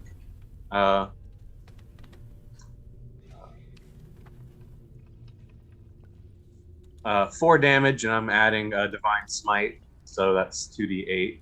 Schmack. And let me roll that. So where is it? Divine Smite. Click. 9 radiant damage with that first attack, and then a second attack. A second attack with the sword. Stab. Does long sword click. 9 slashing damage, magical slashing. Yep. Because I have the thing on, and another divine smite. Let's burn these spell slots. Level 2 spell slot. Nice. An 8 plus. Ooh. Okay, plus a 7, so that's 15. 8 plus 7 is 15. Yeah. 15 radiant. All right, and your blade slices off the tentacles and hits some vital organ inside this as a nasty green liquid starts spewing out of it. Make a reaction dexterity check Okay. for me. Oh, Since you- yaks. Even with bless, that's not going to help. I got a 2 on the dice, and Oh, I guess a 5 total. take 3 points of acid damage as some of this liquid coming out of the tentacles hits you as it's spraying and thrashing about, and then suddenly it just goes limp and still. Ooh, that thing gooed on me. And That's gross. The rock near it is sizzling and cooking away into nothing, and you smell this noxious acidic burning sensation in the air. Maybe this is what created this chamber. Do I see anything else with my sword still glowing? I shine it around. It's got like 40 feet of light. Yeah, what was it eating? It looks like it was eating the rock. Actually, it was carving out this chamber. As you investigate the walls, you can see, there's burn marks from the acid and teeth marks where it's like chewed. The cavern kind of turns and heads further south. I reckon that's where we're going then. You kind of slash your way through the web a little bit to make a. Yeah. Well, once it's clear that there are no more creatures, I'll just drop concentration and the web vanishes. Okay, so you'll drop concentration on the web. The web goes down, and which actually kind of saved you because otherwise the creature might have been kicked down the tunnel and further away from you. creating a chase scene. So Yeah, y'all did a real good combo there, Ian and Mr. Sweet Potato Pie. You're a real team. And I pat the horse on the head. The horse just rolls his eyes. nice. Yeah. Castrana wants to use her understanding of her favorite enemy. Is this normal behavior for this particular monstrosity, or does it seem like it was being like, is this nesting behavior, or is this like it's being compelled to do so? So this particular monstrosity, it doesn't look like it's being compelled, but it does appear that someone's keeping it here. As you look around a bit more, you see that there are animal bones, turkey carcasses, a lot down here. It looks like someone or something was feeding this creature, keeping it here intentionally. All right. So as we make our way further down, I'll mention to the other guys that was a pet, not a random creature. Ooh, well, all I know, it had some kind of weird acid blood as I'm rubbing my glowing hand on my face to, when he's lay on hands, 8 points to heal all the damage I took in that combat. Ooh. I love them. He touches himself. Yes. Ooh, God, that's smart. It's like rubbing sort of like divine lotion on the face. Yeah. Yep. Gen is about to recommend you not do that if you have acid on your hands, and then you sees that you healed yourself, and it's like, oh, okay. Oh. Science doesn't always work. Yeah, it's like, wait, what? Nice. You head down this chamber to the south, and it opens into another round chamber. This one also dark, but only about 40 feet across. It's 55 foot north and south. Your sword lights up enough for you to see. There's a large mound in the center of the room. Looks like it's covered with crates and boxes and maybe even a carpet or canvas of some kind. You kind of clear if you want, you can clear those away. And does this look like a trash pile, like a refuse kind pile? of like a trash pile. Yeah, getting rid of. Yeah, there are monstrosities that live in those too, and I stop everybody from walking towards it, and unless I see something valuable sitting on top, I'm gonna light up a torch and like toss it into the middle of the pile. Okay. Yeah. So you don't see anything valuable. It looks like just dried up stuff, crates and stuff. You light a torch and toss it, and within a couple of minutes, the whole thing is lit on fire and lighting the entire cave, where you can tell this is very similar to the one you just came from. It's freshly chewed out. The pile is small and so dry it burns away in just a few minutes if you stand here long enough to wait it out. It's safe. Yeah, it's pretty much burns itself out in a few minutes, leaving behind a round hole in the center of this chamber about the size of the creature that you just killed. And wonder if this was its nest. You kind of family. Look over and look down to it. Look down the tunnel, and it is just a straight tunnel, straight down, the perfect size of this creature. Castrana, you got me saying it wrong. Castrana goes into her backpack and pulls out silk rope. I got 100 feet of silk rope and a grappling hook, and finds some place to attach it. Throws it down the hole. And like peers down the hole. Then he backs up from the hole, and he lets the person who is more qualified to do something like rappelling down the hole handle this situation. Castrana can handle that, no problem. So yeah. There are brave, Castrana. May the light be with you. Yeah. Speaking of light, maybe if you hold that sword where I could see it. Oh, sure thing. And then she kind of, what she does is she's standing next to, with her back to the hole, and she leaps backwards and falls down the hole. And then as she gets to the rope, she kind of grabs it and starts. Yep. So as you jump down into the hole, go ahead and make an athletics check for me. Sure. I'll make an athletics check.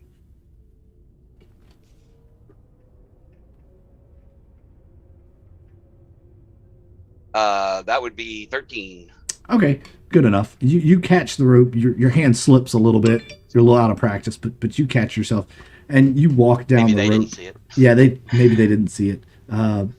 You get down to the end of your rope, and the hole continues. You picked up a few rocks back there, and you drop one just to see if you could hear it hit the bottom. And you wait and wait and wait, and you never hear it hit the bottom.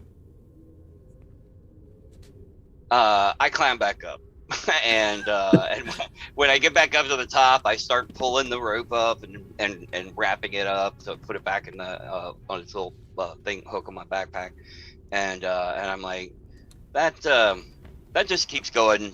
I don't think he would live down there. I don't see a lot of walking back and forth for the guy we're looking for. I don't think he's down there. Yeah. All right. Well, thanks Maybe for checking. that monstrosity was burrowing down there for some weird reason, or maybe. Well, that's a good question.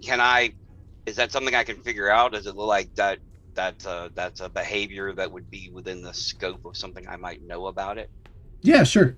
You could Nature check on that. Excuse me. I ate too much for lunch, y'all. It's the nature of Thanksgiving. 7. The reason for the season. Yeah. No, I'm not sure why it's going down there, but it's more than 100 foot down, and I don't have enough rope to get us down there. So I don't think that's the way we need to go. Yeah, let's just all stay clear of the deep hole into the dark ground. Yes. Maybe keep an eye out for any more of those things. This one was covered up by a pile of trash. We could have tripped into it without knowing. Yeah. Makes sense. Or we could be waiting for more of them to pop out. There's a part of me that because I look around and I don't see any like big stones or big stone statues or anything that'll plug up the hole. So it's like, oh, she just shrugs. Well, I guess that's not going to happen.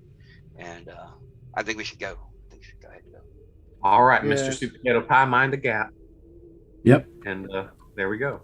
And you there are no other exits or entrances other than the one you came in out of and the hole in the ground that you've explored. So you head back up through the worm chamber back to basically to the intersection where you came out of that diagonal passage. There is a passage to your left or to the west, and then forward it opens up. And everybody make a perception roll for me. All right. Listening perception. I got a 19. I got I a did 14. All right, you all hear from the west the distinct sound of turkeys clucking. They don't sound distressed. They just sound like normal turkeys just clucking about. Hmm. We may have found what we were looking for. It's our birds. They sound alive, at least.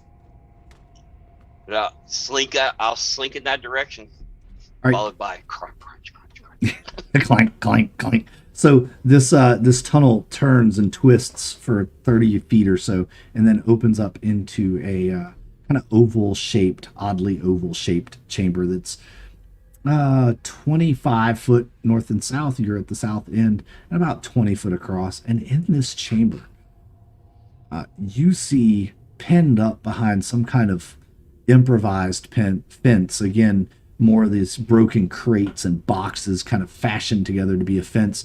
About 20 turkeys. And there appears to be a lone guardian standing watch over the pen near a gate. Looks like a person. You know, I want to do something I haven't done yet, but I want to use my divine sense. As an action, you can detect good and evil. So for an instant, I can sense any celestial fiend or undead within 60 feet that is not behind total cover.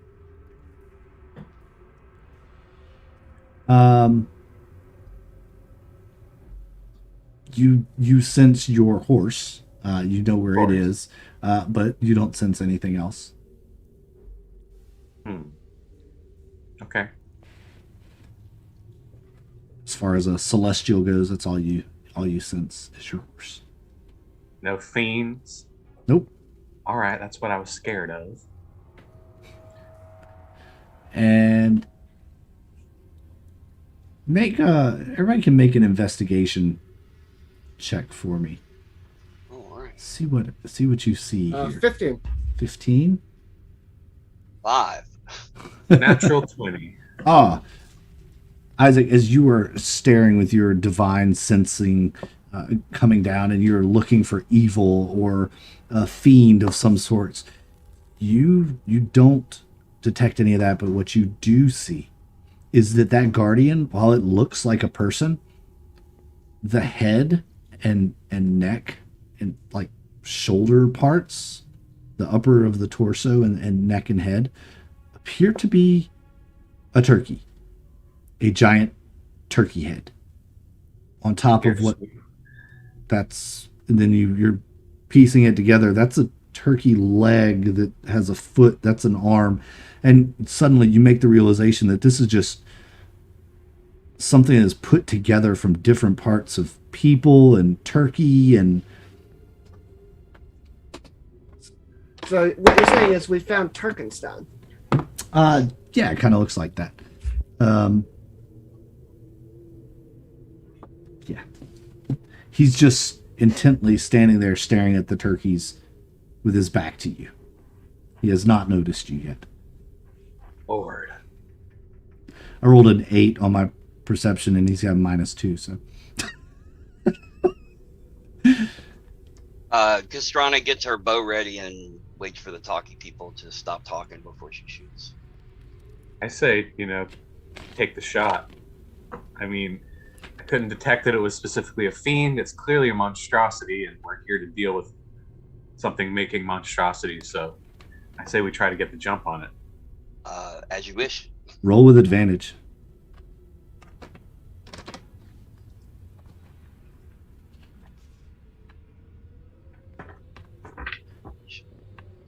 I want to cast Bless on us again. All right. Woo, good thing. Gen would recommend that we back out of the room just slightly before you do that, because as far as I know, that requires talking loudly. Bless? Yeah. Yeah, I don't well- think it matters. Well, It's one action. Well, I got a 21 that's good. 21 hits. for 10 points of damage. A piercing damage. Yes. Okay. Your arrow basically goes right through it. It appears to not really have done much to it other than put a hole in it. That's a problem. It groans a bit and turns around.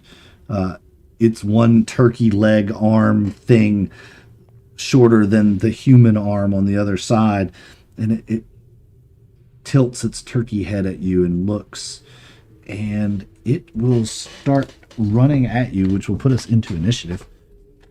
And then some insane. Oh, Jesus, really? A 1? A 1? I not really? 20 the initiative. Let's go. Really? A 1? And I have a -1 to my dex.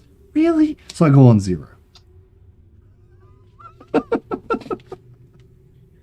10. 0, 20. 15 for Isaac and 8 for Pie. Hi, Mr. Pie. All right.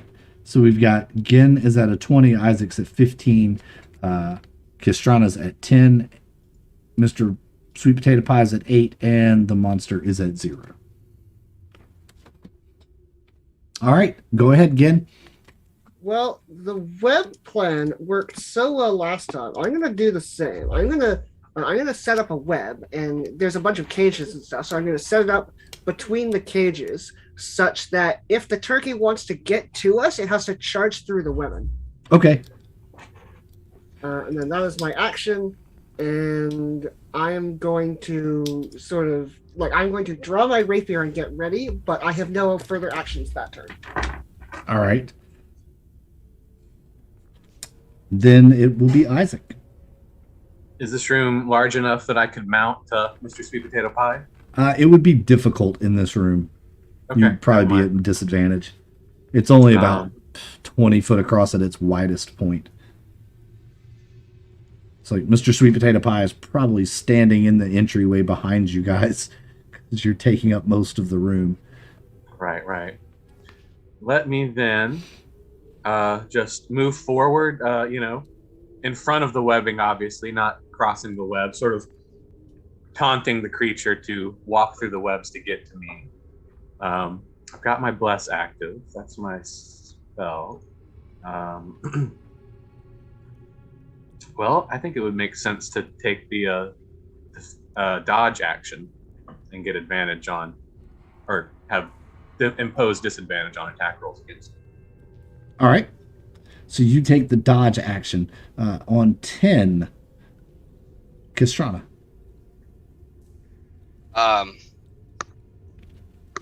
Well, I don't know there's much sense in throwing some more arrows down at the end of the way. So what I'm going to do is I'm going to pull out my short sword, and I'm going to move up next to Isaac, and I'm going to hold my action that if the creature gets within arm's reach, I'm going to swing. Okay. You still have did you pick the torch up, by the way, that you used to light the thing on fire with? I just assumed it fell into the hole. Okay. You let it fall in the hole. Okay. Fair enough. All right. Then on 8, Mr. Sweet Potato Pie.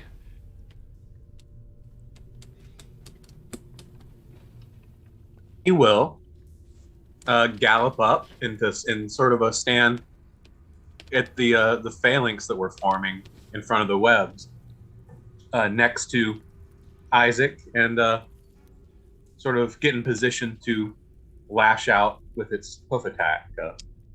Right on. If there's enough room for that, I'm not sure. Yeah, you can kind of move around each other. You and Mr. Sweet Potato Pie are very familiar with how you move, so. Yeah, and so essentially Isaac is flanked by Kiastrana and Mr. Sweet Potato Pie, both holding an attack action if someone gets to Gotcha. So the web goes off as the golem starts, or the turkey golem thing starts sloshing its way towards you.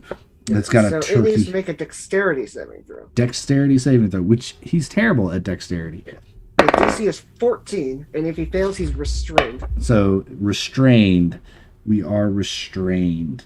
And he's kind of stuck in this web. He is unhappy. So top of the order again, it is your turn. Well, I have successfully caught this thing in my web. Can I hit it from where I am without having to enter the web myself? You can stand.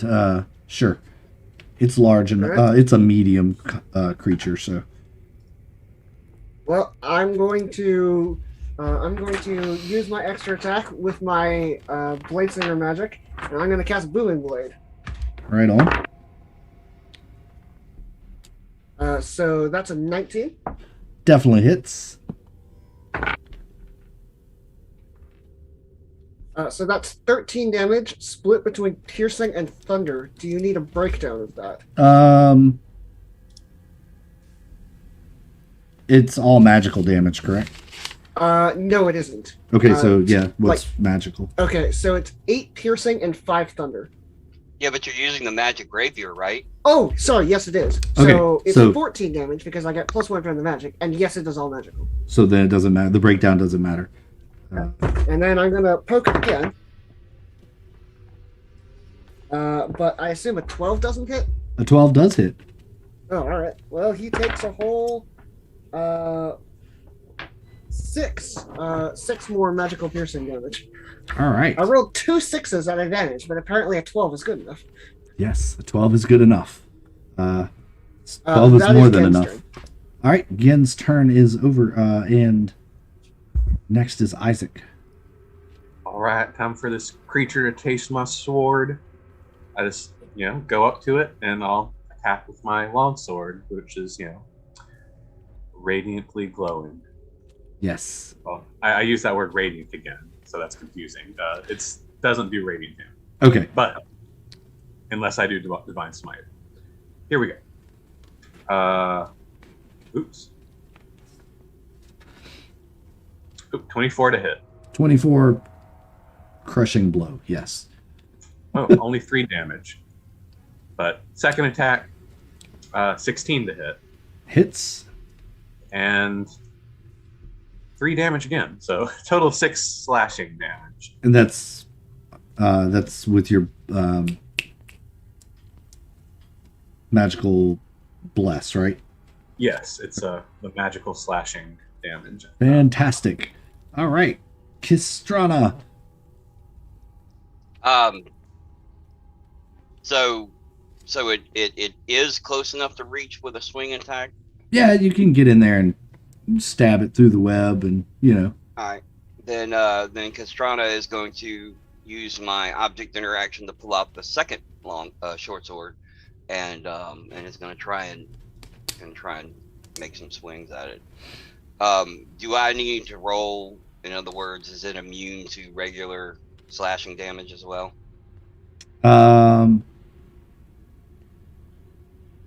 Yes, it is. It has immunity to regular, so any non-magical. All right. So- So Castrana reaches in there and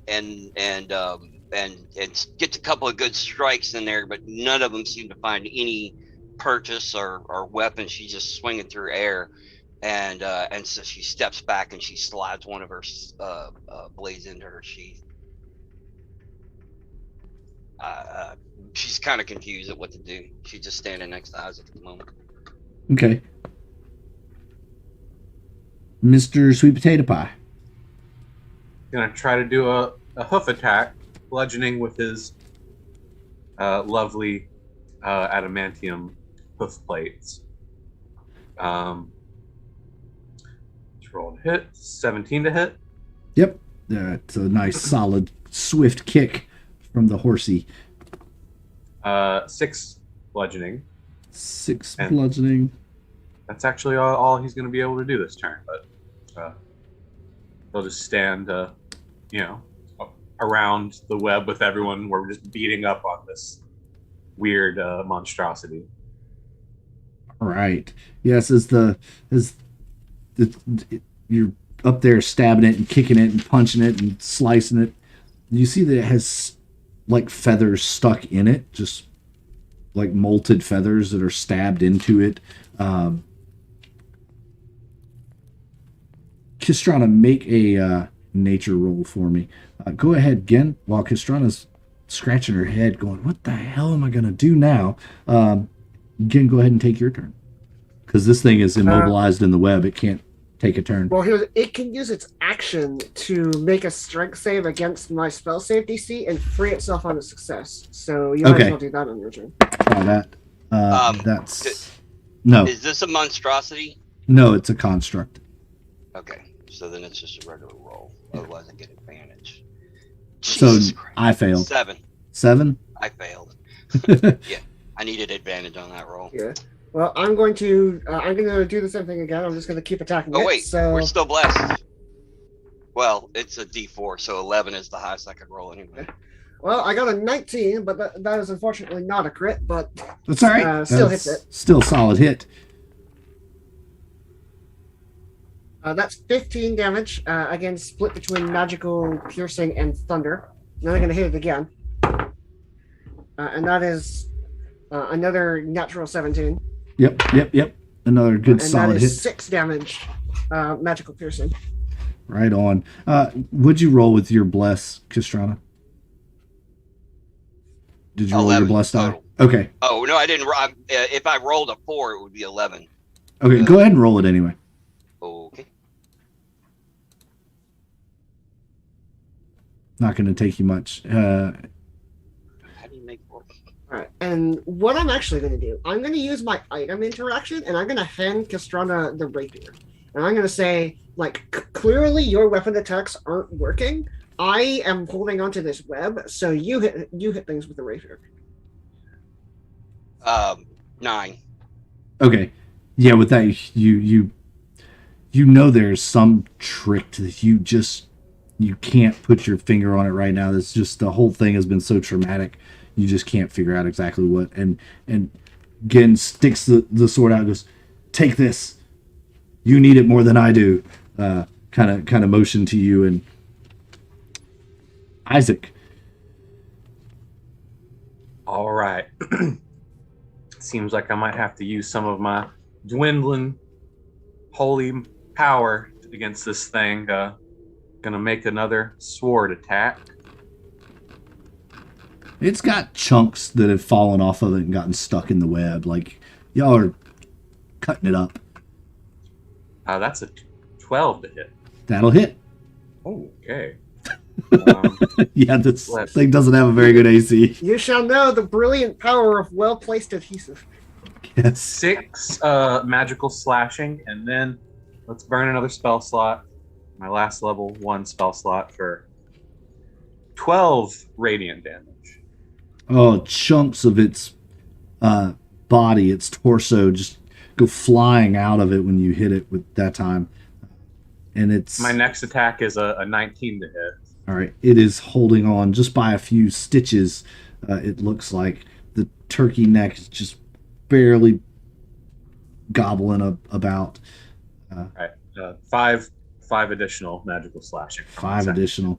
You slice it pretty good. It looks like it doesn't have much left. Kistrana, you now have this rapier that Gen has handed to you. He hands me the rapier, and I go ahead and put the other short sword away, and square up on the creature. It looks like it's on its last legs, and so I'm not going to draw this out any. Pay for your crimes, and I'll strike. Yes.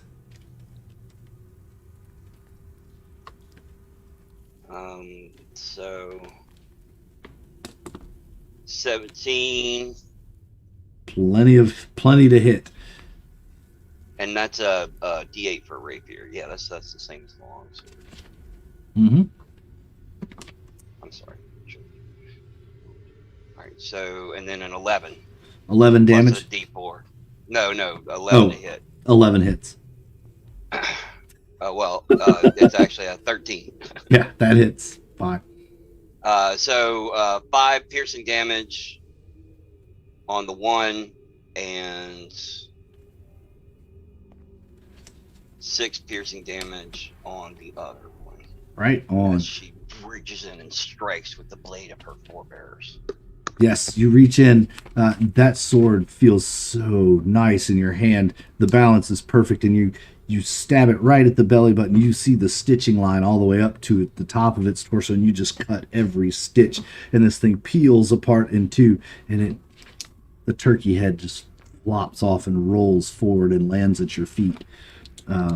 As you have defeated this turkey golem. Castrana stomps on it as it rolls. It squeaks. Mr. Sweet Potato Pie just looks at Castrana and gives a respectful nod. Now that the and devil It works now okay that that's done, Gan is going to drop concentration on the web, and it disappears into nothing. And Right. He's going to look around the room and sort of see, like, can he let the turkeys out? Yeah, there's a gate there. There's 25 or so turkeys in this pen. They're all the way as far back from you as they possibly can be. Very upset, making lots of loud turkey noises. We might want to goblins. We might want to leave them here for a moment, unless you want to wrangle turkeys. You saw he had to use his flame blade to keep them in line. Well, Yeah, probably. That's probably for the best. It seems like I was wondering if that was the one with the flame blade, but it seemed like it wasn't. It seems like the I turkey think he would snatcher have is still pulled at it. large. I agree. So we we should leave the turkey. Well, check on them, of course. Yeah. Go over there with Isaac. And then but we should probably leave them here until we know it's safe to start taking them Yeah. somewhere. I also think we should leave this room as quickly as we can because the turkeys are going to alert literally everything to our presence because they're loud. They are quite loud, in fact. So you want to head out of this chamber? Yes. All right. So you Are have there any more passageways like that go beyond this room? right. Or do So we have to double back? you have to go back, double back. There's nothing else out of this room. So if you double back to the kind of intersection room where you came in from the diagonal passage, and then there was the worm passage to the south, and that large opening to the north is the only place you have not yet explored. Well, That's where I say we're we go going. there next and see if we can find the perpetrator. And this is, you walk in, and this is by far the largest room you have been in yet. It is about 60 foot north and south and 75 foot east and west. In the center is a very large circle of rocks. Drawn into the dirt is some shape. There are runes all the way around, drawn into the dirt as well. In the center of the circle, you see a man dressed in clothes very similar to the man you saw in the painting earlier. He is chanting some kind of magical incantation. There are two more of those turkey golem things that you just defeated standing in this room just outside of the stone circle. They see you enter and start shuffling towards you. Again, make a quick arcana roll. Goblins.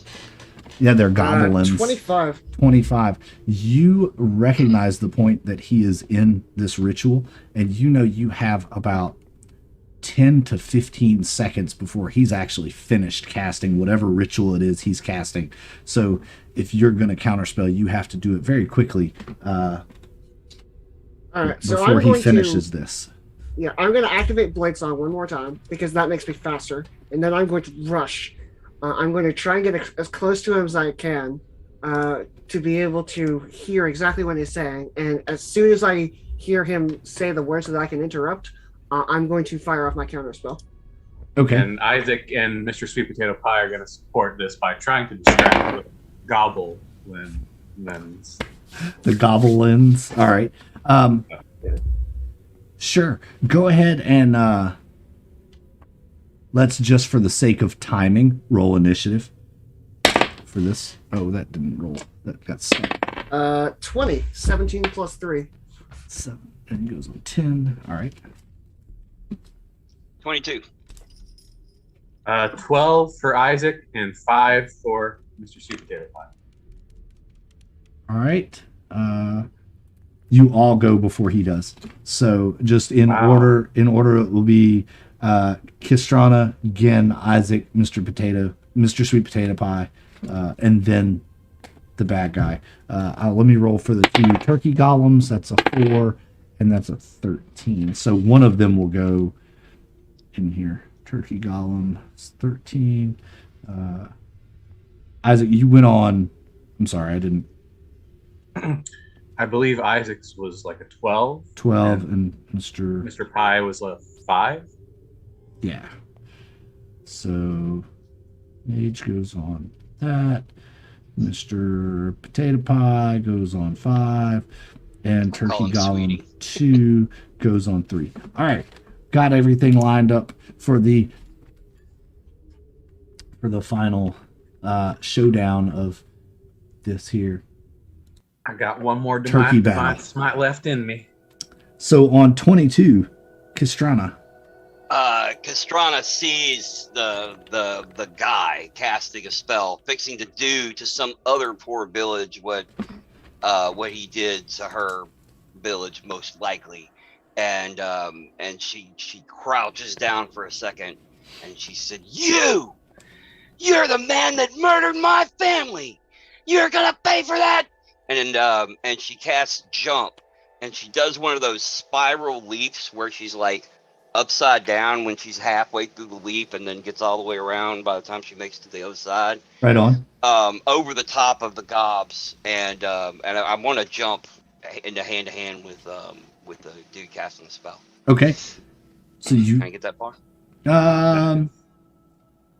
a jump spell. it gives you what a 40. I'm 40 not foot? sure. It just says 3 times your jump rating. Yeah. Okay, so I'm you're just trying to get over these. what's your jump? Is 10 feet standard. So yeah, you It's can. equal to your strength score, assuming you get a running start, which I believe Castrana did. Yeah. Yes. So your strength score is what? My strength score is 16. So Okay, it's so 4 times 16 times Yeah. 3 is 48. Right? 48. Yeah, Yeah. 48. So I can You go can get 48. there. Sure. That's a pretty sick hop. Yeah, that's And pretty then, awesome. And then about half of that is how far up I can go while I'm leaping. Yep. All right. So yeah, so she just completely bypasses these goblins.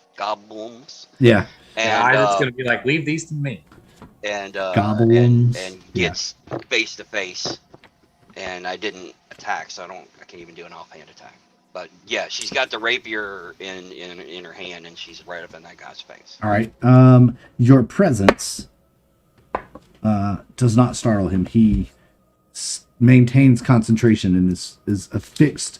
As you're in the air, you see what is etched out into the ground is the shape of a giant turkey. It is, drawn to perfect detail of every feather. Yeah, it looks like a hand. Classic hand. Classic hand turkey. Yeah, it's a classic hand turkey. And it is. He is right in the center of it, casting this spell. So that is Castrana. Again, it is your turn. Well, again, I'm going to say that, presumably I've used my bonus action and my movement and my reaction for Blade Song Rush counterspell. Okay, so you're just going to wait for that moment, right? Yeah, and then I have an action since none of these things take my action. And I'm going to cast Mirror Image on myself. So 3 illusory duplicates of myself appear in my space. Nice. Until the spell ends, they move with me, and then if someone wants to attack me, they have a chance to hit a duplicate instead. Okay, so since now there are a total of 4 of you, so that would be a 1d4. And we'll just say for the sake of argument, if I attack you, you will be a 1 on a d4. Okay. Anything other than a 1 will be a duplicate. Is that fair? Yes. We'll determine that up front before the one any thing rules is, are made. if a duplicate is hit, it goes poof. So after one of them is gone, you roll a d3, etc. Yep. Alrighty. Poof, 3 duplicates of Gen pop up, poof, poof, poof, and the turkey golem, number 1, is very confused. He, however, takes a swipe at a Gen, let's see, and that is number 2 with an 18 to hit. That doesn't even include his bonus to attack. Well, that would have hit me, so it does hit the mirror image again, and that mirror image gets vaporized. Yes. But there are still 3 left, and it seems like the actual Gen was unharmed by that attack. Right on. So yes, he smacks it and poof, it disappears. That brings us to Isaac. All right, Isaac wants to get, next to. He wants to intercept the one that's attacking again, Okay. and just attack it with his longsword if he can get there in 20 feet. Yeah. We'll say he can get there within 20 feet. These things moved to meet you all in combat, so. Right. So here we go. Longsword attack number 1 is 12 to hit. A 12 hits. Ooh. 5 magical slashing. Yes. There are And explosions going on outside my house. Next, a critical hit. I'm hearing those too. You must be near me, or people are doing fireworks in a lot of places. Pumpkin Center. Yeah, I live in Albany. Oh, well then, yeah, I'm not that far away. Yeah, I was just hearing that. Anyway, critical hit on the longsword. Oh, crit. Nice. Roll damage. Critical hit, one-handed damage. Yes. So 11 total magical slashing. And let's just burn my last divine smite Sure, why not? of the night. Let's see. 16 radiant damage. Holy crap. So that's a my total level of... my level 2 spell slot version. Is that a total? You did 9, 11, and then 36. Or, 16, right? Right. So 9 and 11 is 20, and 16 would be 36 damage. In Yes. one, yes. Okay. I want to make sure my math is right as well. Fantastic. That is one. And I am now out of all spell slots. So you see Isaac sort of slump down a little. A little bit of the light in him kind of flickers. Yes. Next up will be Isaac's slashed and hacked this thing. An entire arm is now laying on the ground of this first one. It will be Mr. Sweet Potato Pie's turn. I shall stomp the other gobble lip. Right on. He got the celestial effect on it. It was all blue and everything. It was great. Yeah, it's pretty cool. And so this, of course, his speed is great, so he can get anywhere he needs to go, and will roll to hit. 14 to hit. That definitely hits. 11 bludgeoning. And that's it for Mr. Peanut Butter. No, I mean Mr. Sweet Potato Pie. All right. So number 2, number 1. I'm just making sure I have tracking this right. Mr. Sweet Potato Pie, having hit this turkey goblin number 2, it is going to hit back. That's a... See no fear in this warhorse's eyes. Yeah, that's a 8 on the That first won't hit. attack. So 8 does not hit, and then a 16 on the second attack. That will hit. All right. Then it will be a 2d8 plus 4. Oh, those are d10s. Hey. That's 4, 9 plus 4 is 13. 13 damage as he takes his one good arm and just slams it right down in the middle of the saddle on Mr. Sweet Potato Pie's back. Oop, sorry. Yeah, that's a nasty hit. You can see that Mr. Sweet Potato Pie is hurt and a little bit, not standing as straight and proud as you. Yes. And at this point, again, you hear that phrase start to go off as the magician in the center of the circle. Go ahead and roll your counterspell. DC is 14. You get advantage. Then you say, I'm going to use my DM inspiration for this. Use So that can you remind me inspiration. how that works? Yeah, for inspiration for this one shot, will allow you to re-roll any roll that you choose. Well, I'm going to re-roll this because I rolled a 10 plus 3 is exactly 13. So let's see if I can get 11 or higher. Yes, I can. That was a 14. All Plus 3 right. is 17. All right. So would you roll a 17? Yeah, 17 on the counter spell check. All right, that is enough. He fails his concentration. You counterspell. You hit him with the counterspell. His concentration is disrupted. He's shaken. Yeah. He's angry. He turns around just as you start to see the colors in the room materializing into this giant turkey. He turns around as if he's done it. He's excited.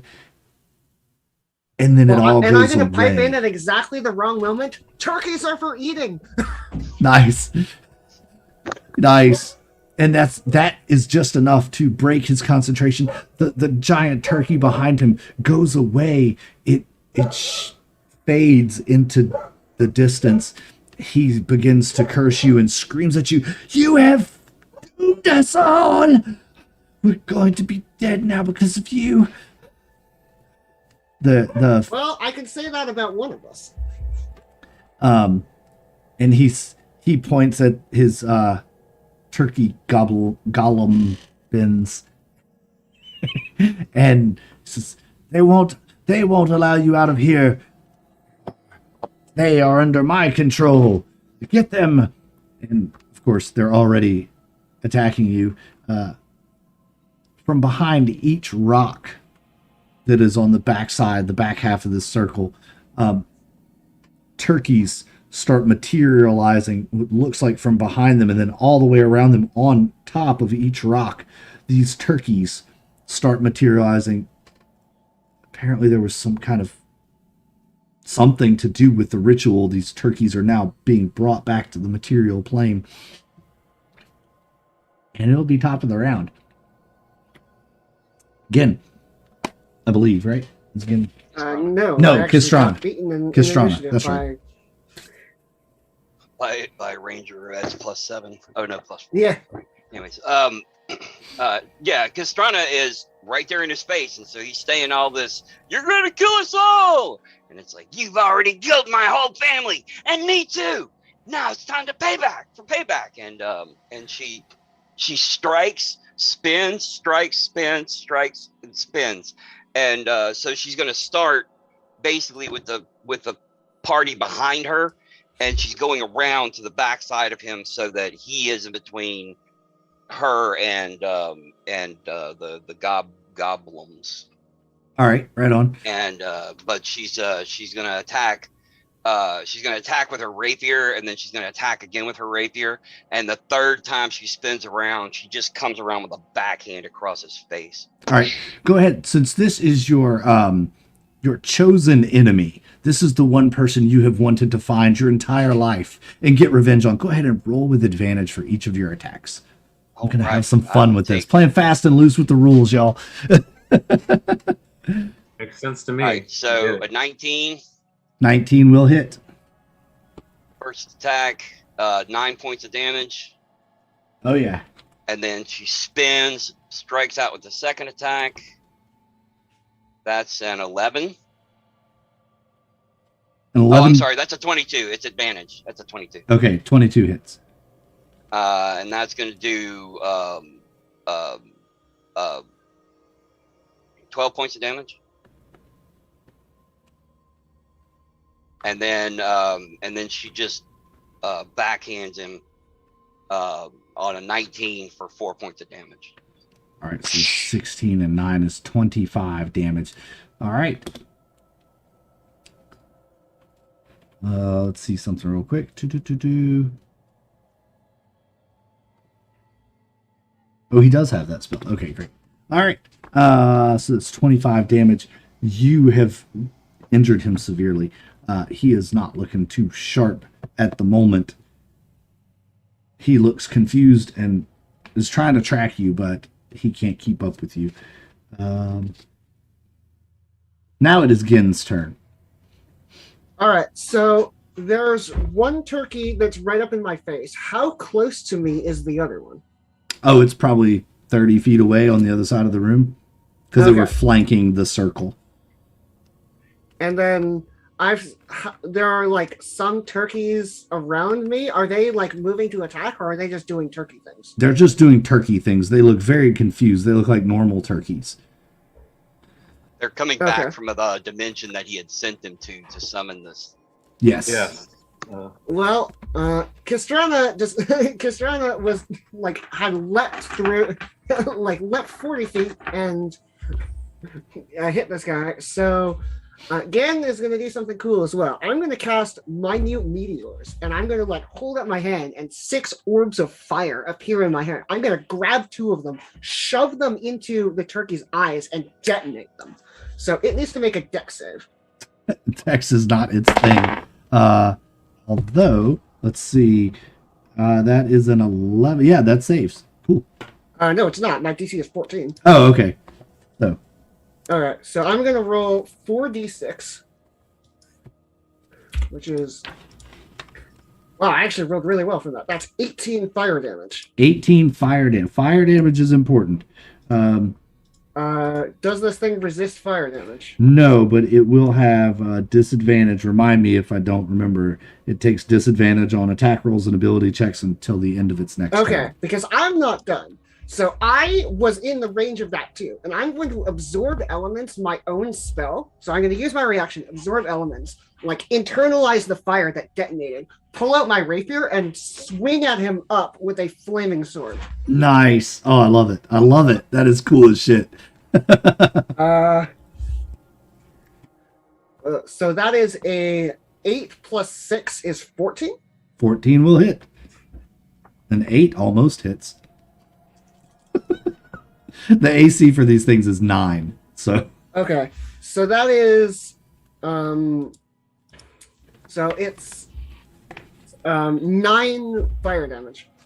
9 more fire damage. Okay. Yeah.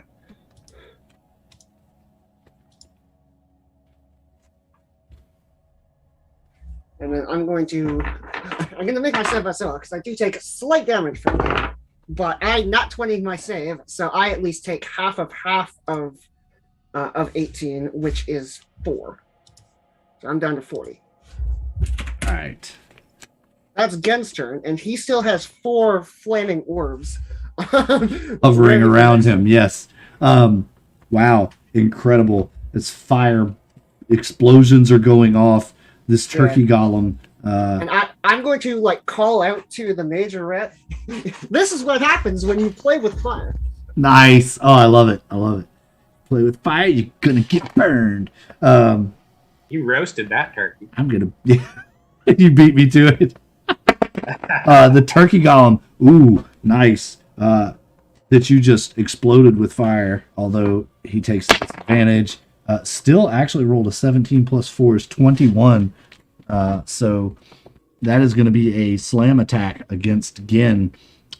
21. Is Gen within 5 feet of me if he's attacking the same golem? Are y'all attacking the same Yes, golem? but the protection thing imposes disadvantage, which he already has. Oh, Yeah. okay. Yeah.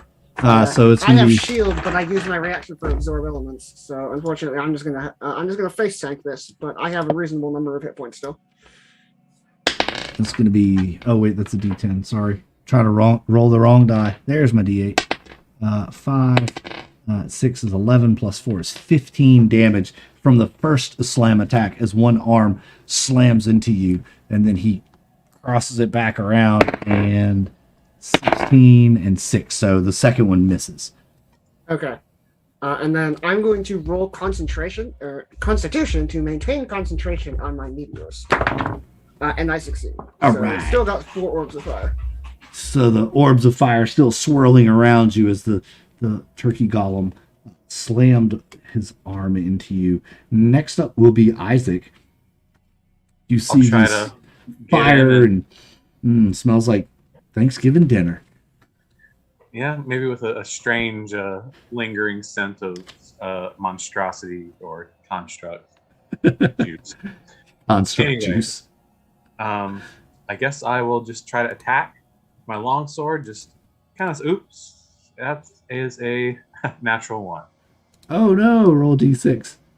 Oh my gosh, Isaac is getting tired having expended all of his divine power.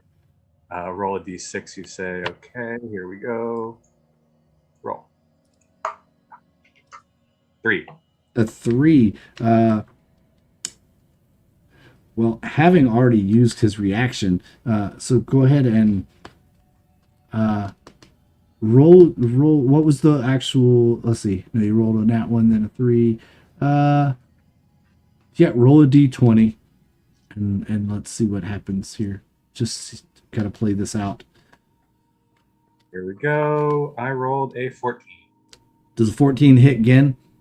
No, it doesn't. No, it does not. So the blade Like comes a within. natural 14 doesn't. Yeah. But It comes within just inches, mere centimeters even of Gen's armor as he sucks his belly in, and the orbs are swirling around, and the sword passes right by. I'm You miss sorry, everything. Gen. I'm sorry about that. Oh, but I got one more attack left in me. Almost 21 to hit. 21 will definitely hit. 9 magical slashing. 9 slashing. All right, as another chunk of now charred turkey flesh flops off of this thing. You can make a sandwich with that. Don't know that you would Oh. want to eat it. Maybe not. The mage begins casting again. This time.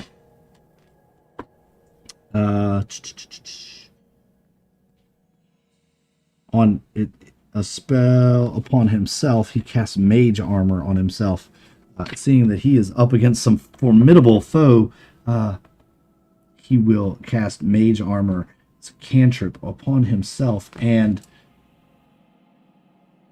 turn to face Kistrana. Looking at Kistrana and the rage in your eyes, he says, yes, and you could have been a great student and apprentice of mine, but no, you chose to defy and go against me, hiding out in your crumbled shack of a home as your parents lay bleeding. Oh, he is not a nice person at all. And he then begins casting another spell. So I gotta just check the casting time on it. So I know when it goes. Give me just a second. I think I know, but oh yeah, it is instantaneous. I thought it was, but I wanted to make sure. And so he says the magical words, and suddenly he is gone from you in a cloud of mist, and he stands at the exit in the center of the intersection chamber, laughing. He says, you may have stopped me this time, but I will try again. Maybe not this town, but another. I will get my giant turkey's revenge. It's the last thing I do. And he begins running out of the chamber. Get him, Mr. Sweet Potato Pie. You're the fastest one. Actually, this is technically breaking the rules, but he broke the rules too. Can I counterspell his teleport? It's Misty Step. Yes. Yeah.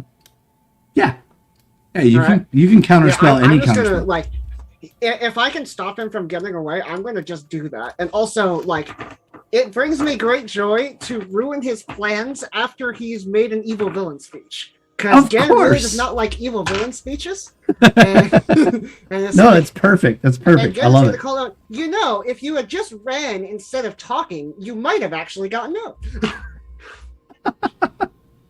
You're muted. Damn it. When she did that last backhand, it felt pretty solid. It didn't seem like he was resistant to that. Oh yeah, no, it was a solid hit. Yeah, yeah. So he yells and he does this thing and he kind of fades out for a second and then he becomes solid again and he gets this surprised look on his face and Castrana just gets this big fucking smile and she drops her the rapier and it's 4 points of damage per punch and it's 3 attacks around and she's just, you bastard, and just Go ahead, because tumbling and- he left and then re-entered your area of combat, so you get an opportunity attack on him for that. So go ahead and roll Well, your punches. I'm gonna keep 23 will hit for 4 points of damage.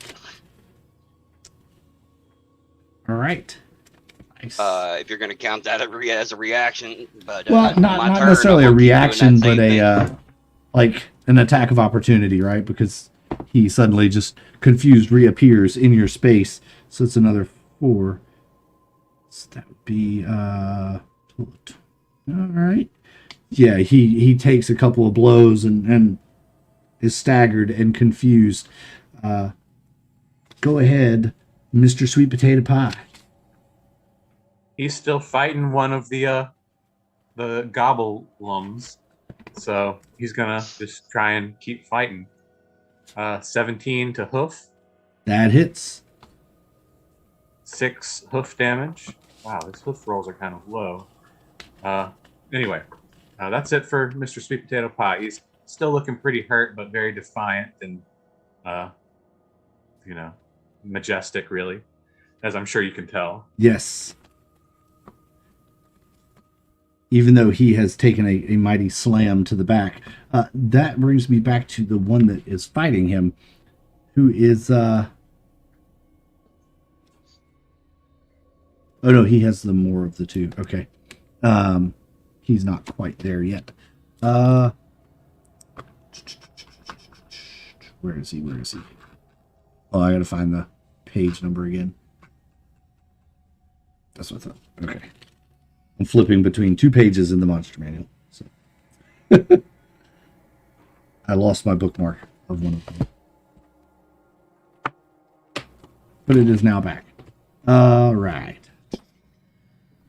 Slam, and he is still at disadvantage. No, until end of next turn. So actually, this turn would still be disadvantage, and then at the end of this turn, that disadvantage would go away, right? Well, was this the one that took the fire damage? No. This is the other one. So no, this one doesn't have disadvantage. 13 plus 4 is 17 on Mr. Sweet Potato Pie. Thanks for keeping up with that. That'll hit. That'll hit.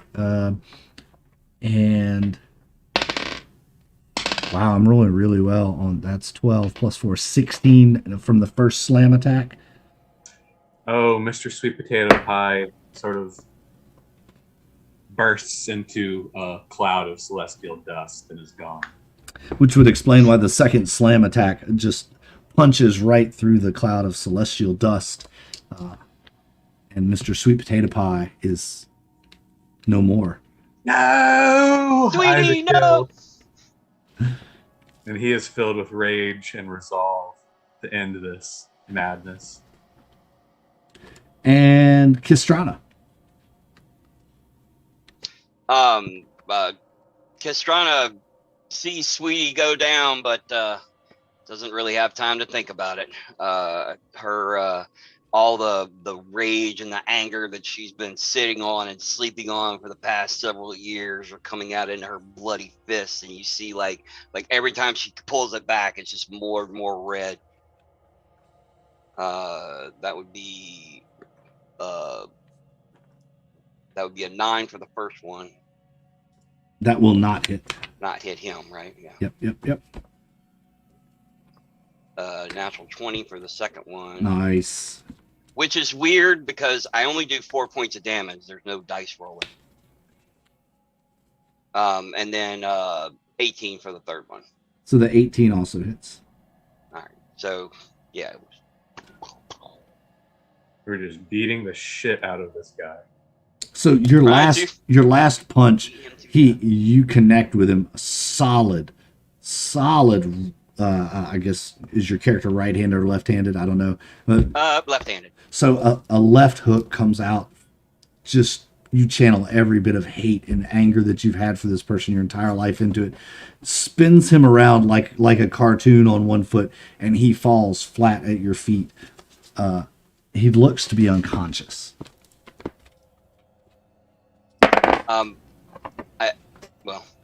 They're still dealing with stuff. So as he goes unconscious, again. All right. Well, there's still one very angry turkey, and I've still got more spell slots because I didn't burn them all already. So now I'm gonna burn them all now. So I'm gonna fire off a thunder wave, and I put my hands together and fire up a blast of thunder. And this turkey needs to make a Constitution save. Oh, that's not good. It's going to be Constitution save. Gobble, gobble, gobble, gobble. Let's see what his Constitution is. I believe it's pretty low. DC is still 14. Yeah. Actually, no. Actually, he has a good Constitution, and that is makes it a 15. So yeah, 11 plus 4 is 15. All right. Well, it takes 3 thunder damage as I hit it with a blast of thunder. But the secondary effect of thunder wave doesn't happen. And yes, 3 is already halved. And then I'm going to grab one fireball in each of my hands and hurl them at it. But I'm going to make sure that they land behind it and the detonation hits it from behind, so that I do not get covered in the fire this time. Nice. Because I need to hold my reaction for shield. So it needs to make another dex save against 2 2 flaming orbs. All right, that is a fail. Okay, so it takes 13 fire damage. All right. 13 fire damage it is to that one. And this is the same one that you attacked earlier. Yep. So more chunks of molten turkey flesh flop off of this one. As it gets enraged, it looks at you. It is not happy at all. Let's see. Roll d6. On a 6, the golem. Okay.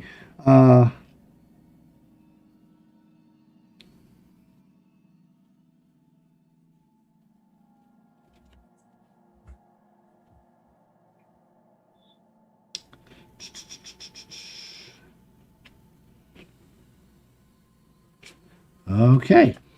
Fantastic. So he lets out this blood-curdling turkey squeal as he swings at you. However, because he took fire damage, he's at disadvantage. Oh, wow. That's a nat 1. And the fire must have loosened something. As he goes to slam his one good arm down at you, it comes detached from the body and goes flying across the room, hitting the wall and squelching into a pile of molten goo. You must have dissolved some of the glue and stitches with your fireballs. And he just lunges his body at you for a second attack. And that would be a 9 to hit. Well, that doesn't hit me either. All right. Isaac, Mr. Sweet Potato Pie is no more. I know, I'm devastated, even though I can summon him back. I'm still annoyed and not annoyed, just really hurt and sad. And I'm going to hit him with my sword. The remaining goblin. 12 to hit? A 12 does hit, yes. All right, I'll take it. 7 magical slashing, followed by 1 more attack, 23 to hit. And, 10 magical slashing, max damage. Nice. Okay. He's wobbling. He's not doing so hot. The mage is out. Mr. Sweet Potato Pie is out. Golem 2 is kind of in between the two sets of you. So in between Kistrana and the other two, and is not going to make an attack this turn as it's trying to decide who to go after. It's kind of looking back and forth. It's confused because its master is unconscious. It has no direction from him, so it doesn't know what to do. And that takes us to Kistrana at the top.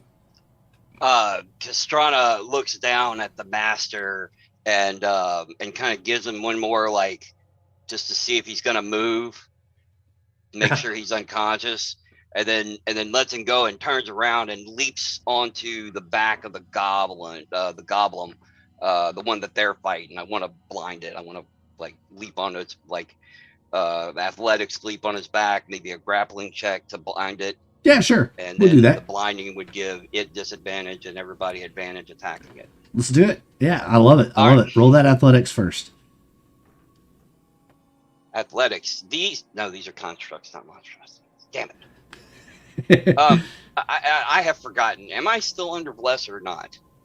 No, I wasn't able to cast that this comment. Nope. That's cool. All right. So I need my skill section. Everyone cross your fingers. 14 to get on his back. With the spell jump and leaping over there. Yeah, sure. You can do it without the spell. You're close enough. You can make a dash action and kind of jump leaping, onto him. It's impressive because she's leaping over Goblin number 2 to jump on Goblin number 1. Right. Yep. All right. So anyway, So she gets on the back, and then it's my athletics versus its athletics or acrobatics. It doesn't have either, but I can roll a dex for it. So But it's what'd you roll probably on your strong. athletics? 20. You rolled a 20 on your athletics. Well, I got a 20 total. And I'm rolling dex or strength. Which one? Either Did you one. You roll. It's either athletics, which is strength, or acrobatics, which is dex. Well, we'll do acrobatics since you're doing acrobatics. I'll do acrobatics, so it's apples to apples, and that'll be a 15. So looks like you're able to jump upon its back and grapple it, covering its eyes. Yeah. So I'm riding it like this. Yep, you are now a turkey wrangler. Again, you see this happen, and you have a rodeo rogue, I guess, or a rodeo ranger on the back of. All right, so I probably don't want to be hurling meteors anymore, but presumably Castrana still has the rapier, so I'm actually going to reach out and take it from them because I need a magical. Actually, it's on the rapier. ground. You could take it. All right, She dropped go it grab- when she started punching him. well, that's kind of a problem because she did that like after jumping 30 feet away. Yeah, that's not in range to pick it up. So All right, well, that makes this a little bit more complicated. I'm going to hurl the 2 meteors, not at the one Castrana is on top of, because Castrana is on top of it, but at the other one, the one that the Paladin is fighting. So it needs to make a dexterity saving throw. Just so you know, Castrana is sitting there going, "Get it, get it!" Yes, but if I throw exploding fireballs at it, they're going to hit you too. all right, so that'll be a 2. So yeah, no. Well, it fails with a 2 and takes 15 fire damage. Wow. And now has disadvantage on all attack and saving throws. So And then I'm going to. Unfortunately, I don't really have. I don't have much else that I can do. I have my non-magical rapier, so I'm going to pull out my non-magical rapier, and I'm going to hit the one that Castrana is attacking, and I have green flame blade, so I'm going to hit it with a just slightly flaming sword. So my attack roll for that. Do I have advantage? yes, it's okay. blinded, so you have advantage. 12. A 12 will hit. Okay, and then because the rapier does non-magical piercing, I'm just going to ignore it and roll the fire damage. Okay. So that's 5 fire damage. All right. You slice through it with your sword right through the waistline. It has no arms left. Its head was, just bobbling about. This thing crumples. Castrana, make a dex check as it crumples to the ground. Make sure you don't lose your footing or get crushed by this. Just a dex save. Okay, dex save. Yeah, you can use athletics if you want, but it's not necessary. Well, it's actually. It would be good flavor other than that. Either way, it's 16. Yeah, you make I it. rolled a 16. So yeah, you feel it starting to crumble beneath you, and you kick off of it enough to kind of land on your feet. Let's say, as it falls into a lump of flesh. Castrana nods approvingly again. A bunch of the turkeys that were on the rocks jump down and start running over towards it and start pecking at it, to see if it is actually dead. Yeah, get them, babies. Yeah, it's like, I would recommend they wouldn't, but I can't talk to turkeys. We have restored It the is pecking. definitely still on fire. We have restored the pecking order. All is Oh, well. this is so good. There's one turkey golem left, and it is standing there, confused. It is on fire. It doesn't know what to do, as its master is unconscious. I will end you, turkey. Go ahead. Is it my turn? I thought it might. Yes, it is your turn. I just had to check the order. It is your turn. No problemo. 16 on the first hit, Sure. and we'll roll damage on that. Okay, 3 damage, and then second hit, 19 to hit, and 9 slashing. All right. Magical Slasher. So another 13 total damage on that one, as chunks of it are falling off now, melting and flesh. The scent of burnt flesh and turkey meat is all through the air. Sounds kind of Next. pleasant. Mage, that one's confused. So y'all can pretty much have your way with this last one, barring anything catastrophic. You're able to whittle it down and take it out with relative ease. The mage is still there, unconscious. Guess we should tie Bind him the up. master. Yep. All right, you bind him John's up, already on. tie him up, and you round up the turkeys, or Well, we could go back to town and have the people come get the turkeys, and that way we Yeah. don't have to do any turkey wrangling.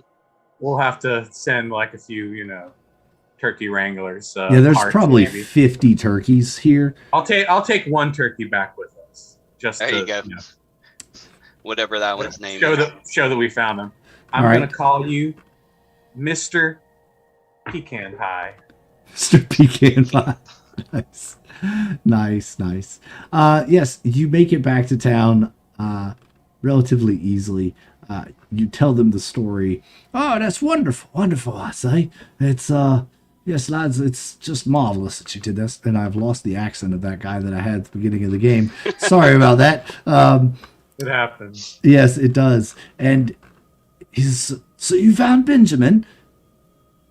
Oh, you mean Mr. Pecan Pie here? Yeah. No. The crazy mage. That's Benjamin Yeah, Franklin. He's flopped over Bella's saddle.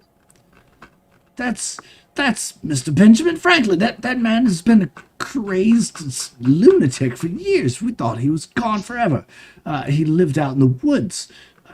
Never did we think. Why would he have done something like this? Well, it just seems like he was Not a bit because of he a- was living in the woods, Kistrana says defensively. Seems like he was pretty disturbed. Might have been driven mad by the syphilis. I don't know. Well, we will surely put him in jail and put him on trial for his thievery of the turkey. What was he doing with these turkeys anyway? Oh, Gan is Maybe gonna he like can laugh explain. and say, "I almost say you. I would almost say you wouldn't believe us if we told you, but." In case this is not the strangest thing you've heard today, and he's going to go over the fact that he was apparently trying to use a Fey ritual to summon a giant turkey titan. a god turkey, if you will. Who would come in the night and destroy your village with blood and gore. And cranberry sauce. Oh. And with that, they send some wagons out to pick up the rest of the turkeys. You tell them how to get there. They go get the turkeys, bring them back the next day. You Ken, had- by the way, is going to take his own wagon and steal his books. You had found enough stuff to kind of makeshift another little pen for the turkeys there, so that they didn't escape the caverns. Isaac, for his part, doesn't accept any sort of payment. He just asked to keep the one turkey that he rescued, Mr. Pecan Pie.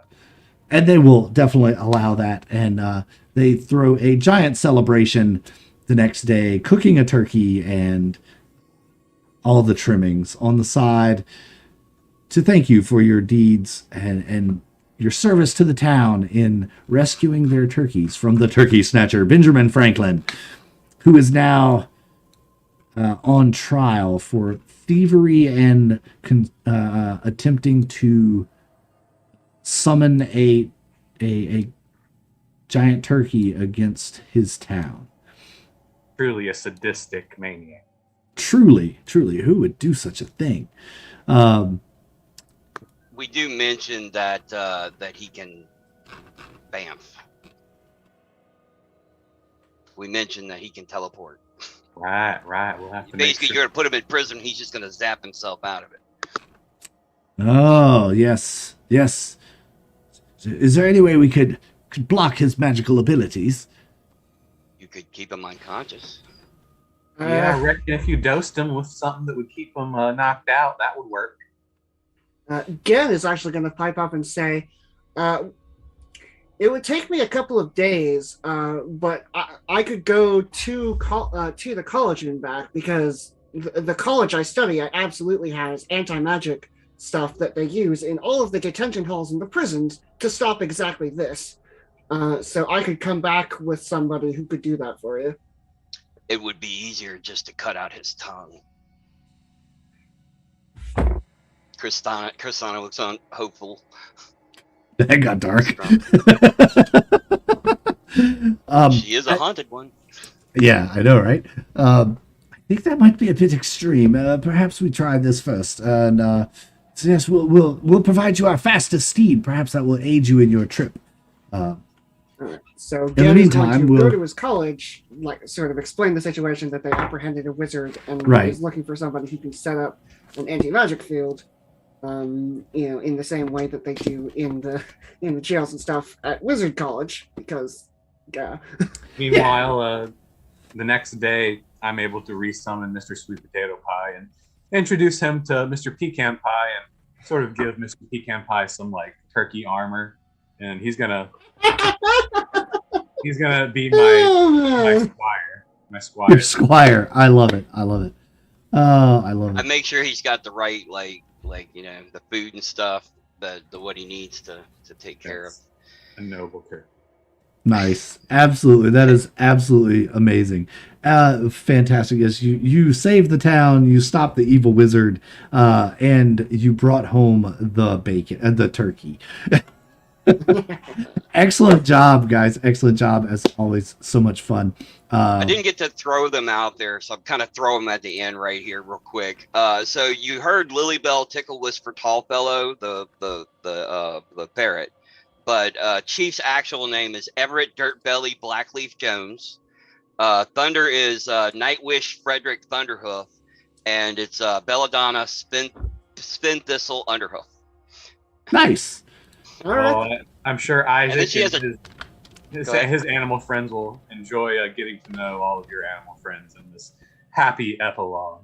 I also have a chicken hawk named Red, but it never came into this story. Well, who Gen knows? is going to continue his studies to become a powerful mage. Perhaps the And three of also- you could rejoin Stay forces in touch, Ian. one day to explore the tunnel to the depths of the Underdark. Ooh. Oh yeah. That mysterious tunnel that had no bottom.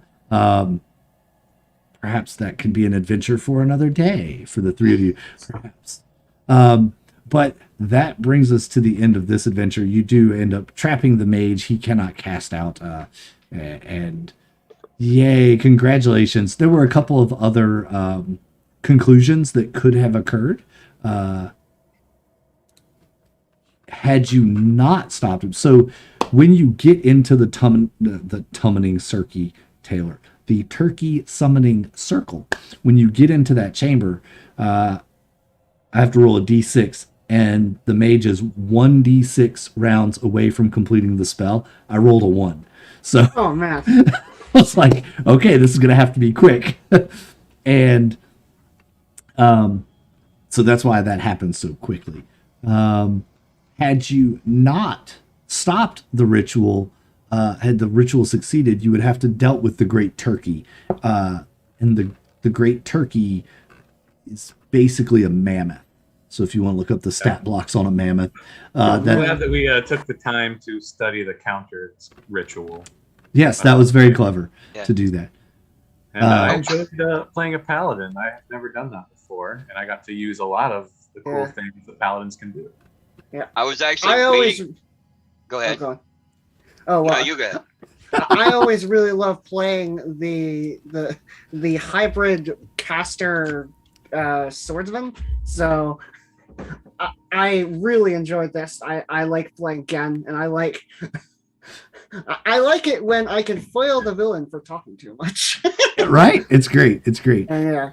So had the ritual succeeded, and then you had to fight the giant turkey mammoth, and perhaps you beat it.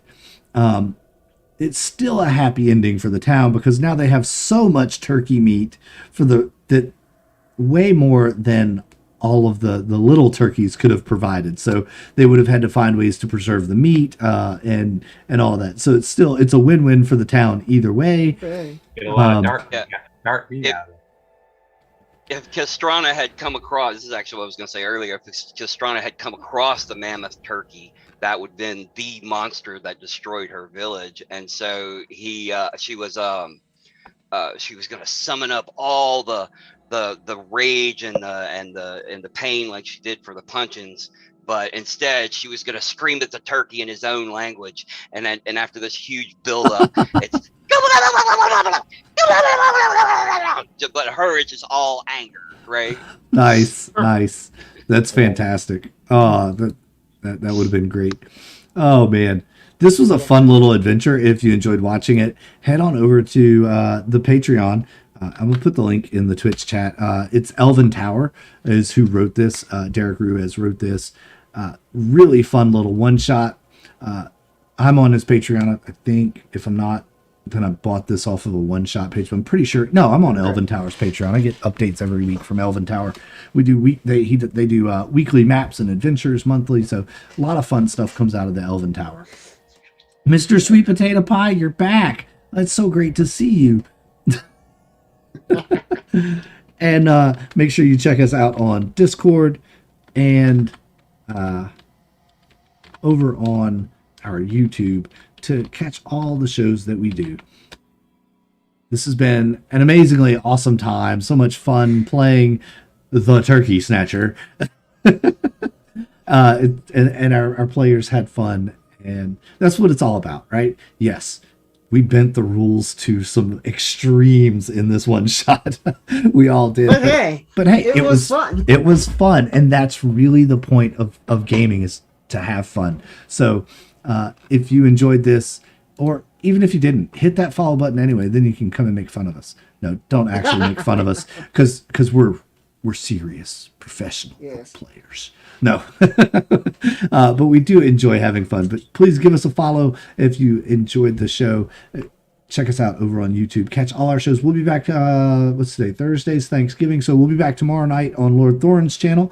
I'll put that link in the chat as well.